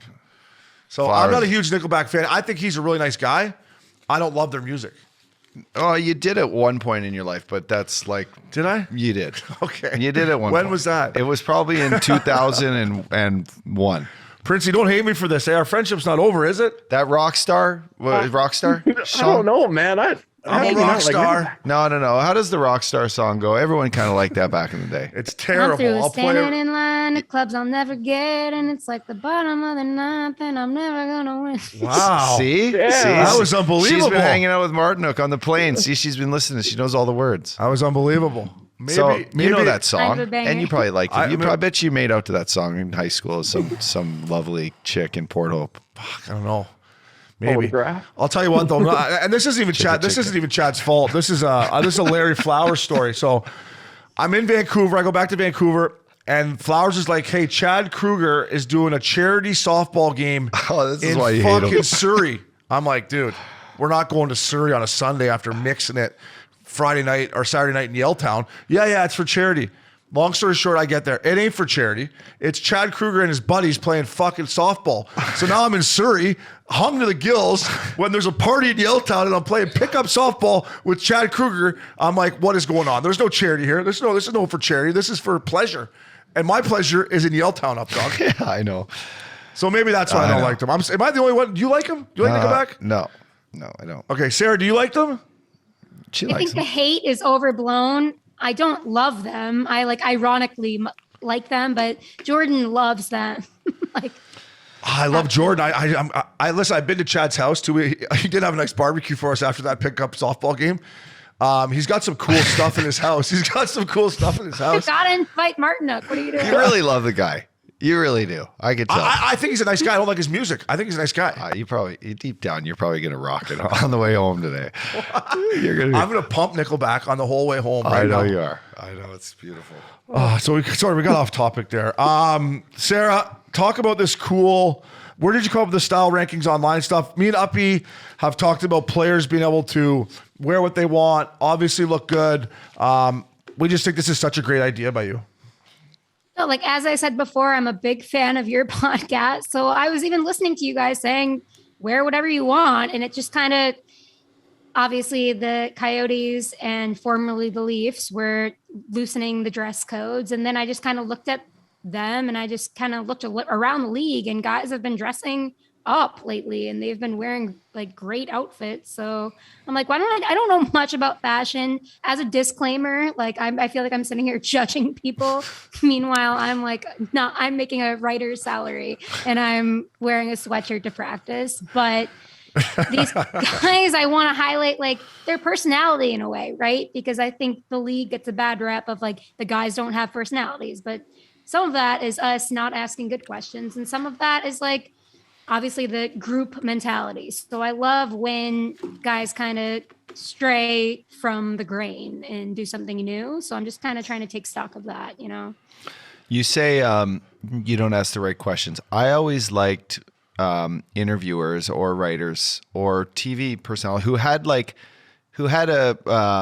vision for the piece that they wanted to do on you that was just different. And it was also something that was cool. If you're a guy and all of a sudden, this lady asks for an interview, or a guy and he sits you down for 10 minutes and asks you, kind of goes off the beaten path with it all. But then all of a sudden there's this cool piece that gets put out there in a week or two. And then your family and your friends are like, wow, that was kind of a unexpected, like non-hockey related interview. And I think it just needs to happen way more. It should be, on if a guy likes to cook, like, figuring out I don't know. You know what I'm saying? No, I think some of the best articles or stuff that people did on me or any of my players is to get to know them as a person, right? What do you do away from the rink? What, what's in your closet? What's your wardrobe? What are you driving? What do you do for fun? Do you play this? I don't know, shit like that. Yeah. I don't want to know about, the Predators, the Hurricanes 3-on-2. I watch the games. I know that. So I think. And Sara, listen, you're not in the NHL making, 7 bananas like these guys. These guys are making big money. You can judge them. You have a right to judge them. And me and Uppy are going to judge them with you. And listen, all I wear is black shirts and fucking comfy shorts now. But there was a time where I thought I had decent style on the show, Up Dog, You did. Black leather, baby. Black leather all the time. All the time. So, Sara, how's it going to work moving forward? What's our plan? How are we going to do this? I think we just try to have as much fun as possible and see where this goes, right? Like maybe you guys can chime in on an outfit you really liked that week. Maybe like you saw something that caught your eye and you weigh in on that. I know it's grown more than I thought it would. Like I have interviews lined up with Pasternak, and a few people around the league that I've grown relationships with have texted me like their outfits and have been like, was this not good enough? Like they're paying attention and they care. So I feel like playing on that in a fun way would be great, right? I agree. And Printzy told me, I like this idea. Printzy, you said that each week Sarah's going to send us pictures of guys walking into the barn and we get to judge them. Is that, because I'm all in for that. Yeah. Yeah. Oh yeah, absolutely. I think we're going to do a lot of cool stuff. And, I'll kind of chime in because when I saw Sara do this online, and I've been following her for a while now, and I saw her do it online and she posted it, and I wasn't like jealous because I really enjoy her work. I was just like, oh my God, how come we didn't think of this? This is ridiculous. So I think I even commented, I was like, this is just right up our alley here. So I've been following it for a really long time. And I even told Sara this. I was like, at one point I was just going to start taking her stuff and just sharing it on Missin Curfew. And I was like, maybe if I take it and share it, then maybe it'll get her attention and then maybe we can work together. I don't know. We'll see. I never ended up doing it, but then one day Sara ended up sliding into the Missin Curfew DMs and look at, we're here now. Because you guys, I'm not even lying, genuinely gave me the idea to kind of branch out and do something like this because you guys give the league more personality and we need that all around. Yeah, thank you, Sara. I agree with that. Printzy, I got a question for you. If you what would your go-to suit have been in the NHL, buddy? Like, what like were you going the standard black, the blue, the patterns? What would have been your suit, Printzy? Gray on blue. I'm a gray on blue guy. Oh, what do you? Gray on blue. I like gray on blue. I like gray on suit, blue. Baby blue. My grandpa used to play for the Regina Pats, and that was his go-to. So I always go with the gray and blue. Sara, what's your favorite color suit on a guy? It depends, like your complexion. You know what I mean? I love on my husky frame. What color should I go with, Sara? On my husky, decent tan. Just no patterns, eh? Nothing patterns. To wash you out. Yeah, maybe like a neutral. Ooh, I'm usually. What are you thinking? Listen, I had to get new suits because it's no secret I'm not on my playing weight anymore. I went with black, a nice blue, a unique midnight blue, navy blue. More like sky blue. Sky blue. Like a nice California sky. Okay. An interesting kind of grayish. I don't even know really how to describe it. Like a heather gray. Ooh, heather. Heather gray. Yeah, heather gray with a little pattern. Okay. A little pattern. And then I went with my summer suit, Sara, in case, weddings, who knows, right? I went with a nice light blue for if I ever go to Mykonos or something. Those are my 4 I got going right now. Do you remember the suit Hank wore at our event a couple of weeks ago? I couldn't stop looking at it. It was like what kind of blue was that? Rich. That was rich. GQ blue. I don't know. That was Tom Ford. No, it was Tom Ford. But the inside, it was like fucking patterned like a king, basically. He is a king for a king. Sara, who has the best style on the show right now off the top of your head? Is there one guy that jumps out to you? Like if we're going kind of crazy off the boards, Pasternak 100% because he owns it, right? Like you'll see him in these kind of ridiculous outfits that wouldn't work for other people, but he just has a little smile on his face and you're like, all right. And he's European. I feel like it works. Other than that, I'm really loving like Ryan Reeves' kind of understated Yeah. style lately. I think he puts some outfits together, you know. Yeah, He had a sick little, correct me if I'm wrong, Sarah, was it a little purple number he wore into MSG Yeah, there? it looked it was- awesome. Fuck, he's showing the ankles off. I like that look. Yeah. He was he? Showing the ankles off in November. And Everyone His is suits are these so days. like, and he's jacked. He's like naturally just jacked, and his suits are like they're like painted on. He's got a That good helps. tailor.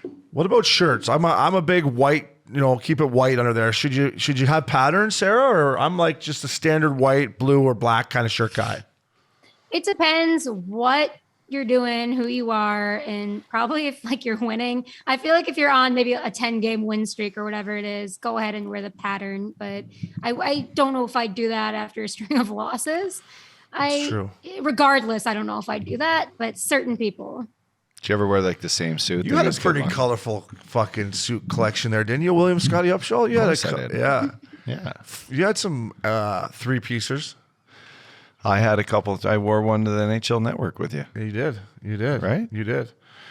Sarah, I heard Dallas Aikens, when they went on their 8-game winning streak, he wore the same suit 8 games in a row. How do you feel about that? Whatever it takes to win, above all. You know? Dally, I hope you got her dry cleaned a couple times or something. No? Nah. I'm sure he did, but I don't You know, you put it in the shower, you turn the Steam shower, shower. on hot, you let it run for like half hour. Hopefully you're not in California because we're on a drought, and then you just Well, not anymore. Not anymore. There's a with the flood at rain. my house. I got to go here. So. No, but you steam it out, especially when you go like you used to go in the gentleman's club and smoke and shit. You got to get it out before you get on the That bus. was the least of my worries, the smoke buddy. When I was coming out of that place. All right. Hey, Sarah, is there one guy, you don't have to name names if you don't want to, but we like that's really badly dressed in the NHL right now that you're like, ooh, fella, get her tapered or bring the pants in a bit. I think it's just like people are boring and they aren't branching out enough. But like if you don't like fashion, you don't like fashion. There's not one person I can name that is bad. There've been some misses over. That's a good call. The The season, misses, they're but- not bad, but they're he Just just some missed. little You know, miss. you missed the net There's by like been 30 some like feet. camo going on with the Coyotes because they don't have a dress code, and I'm just like, I don't know if we need the camo. Yeah, see, that's gonna fuck the dress code thing right up if they keep. Yeah, doing that. exactly. Camo, Yeah. yeah, you can't wear camo, Just come can on, you? keep it classy. It was just like out of Entourage in 2004. I Well, was Entourage 2000. Yeah, I was watching Entourage. There is a lot of camo in there. I watched season 2. I had a little bit of a head cold I was going through. I watched season 2 of Entourage last week. A lot of camo. You're right. Yeah, A lot of camo. Not bad, a great show, but not great fashion. Do you remember those pair of camo Xanarobe pants I had? I wore the crotch right out of them. Sarah, I'd wear these same camo Xanarobe pants every Saturday night.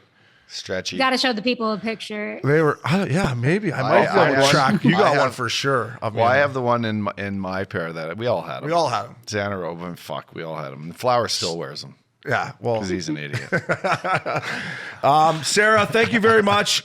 Is it the Hurricanes' year or what? I like their team. Are they going to do it or what? Freddie Anderson. How about my boy Freddie Anderson? Yeah. It's all about the goaltending, right? That's been the thing that's needed to change for them. And he's been great. Good for him. It might be the Hurricanes' year. That's what happens when you get out of Toronto and people just bugging you, and you go to Carolina where everyone's nice and Southern hospitality and gets to deal with beautiful women like you instead of fucking the guys in Toronto being like, how come you didn't stop the puck tonight, Freddie? Yeah. I think everyone wins there. Yeah. Yeah, I'm like, what are you wearing tonight, Freddie? Like, and he has great fashion sense too. He does have good style. Good hair, too, eh? His hair's always... Great guy. He's got a couple For blow red dryers. hair, he's got great hair. He's got a couple blow dryers at the house. I think he's got 2. He comes at it both angles. Wow. Because this thing's like... You know what I'm talking about, Sarah? He's got it up and it's... He's No got wonder it he's going. seeing the puck so well. No He wonder. starts hanging out with Bieber. I said, your hair got like taller and more volume because of Bieber or what? Good hoodie game. Him and Austin Matthews love a good hoodie. Yeah. They walked into that UFC in Vegas in July in a hoodie. I'm like, how in the fuck? I was in a t-shirt. I was just leaking. I'm like, Freddie, how you wearing a fucking hoodie in August or July in Vegas? So No AC. Yeah, it's I guess AC everywhere when you go. I guess if you're that cool, you don't sweat. Eh? Maybe, I don't know. So. Sarah, thank you very much. We're excited to do this for you. Thanks for reaching out. Printzy, you the man. We're really looking forward to having some fun with you, Sarah. So thank you very much. Of course, guys. Thanks so much. Can't wait to get started. Up dog, Aura Rings, your boys at Aura Ring. I had people hit me up over the holidays, want to get the Aura Ring. We're in Aspen for New Year's. No better way to bring the New Year's in than getting yourself an Aura Ring. Our friends at Aura Ring over the holiday, Obes. I had to have a little. How was your readiness? I had a little sit down with Santa Claus and Rudolph because, You know, these two, they need to get some sleep before Santa was tired before their big night. Listen, had a lot of places to go see, a lot of kids to see, and for us, what better way to track sleep, to track your fitness, to track your health. So much data points that Oura Ring provides us with this new sleek design ring. I got this new. Look at that! You got it right on the middle finger there. She's sleek and sexy, bud. That I think you got a size 17, 18 finger. I know she's actually got a mammoth finger. It's good here in the mountains. But listen, everyone, tune in www.auraring.com. Our friends at Oura Ring are happy to show you new generation. Follow yourself. Learn about your sleep. Learn how you can maximize your potential of living your best life. And we thank them for being an ongoing support of our podcast. And we thank you for your continued support. All the best in 2022. Absolutely. And it's a great way to bring in the new year. Get your Oura Ring. Check it out. Oura Ring, baby.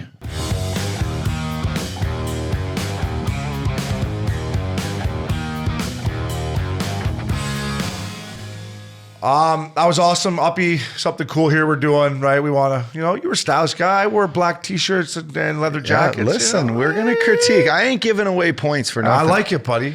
Lundqvist comes out of retirement, starts to show up on these things again. I might be throwing out some 9s, maybe 9.5. I mean, his suit he had on at Shuppy's thing was so, but I'm 10. excited. I mean, she's got a Rolodex of pictures and guys, and it's probably her, she's actually really done a good job of honing in on style. It's a great thing, cool. Branding.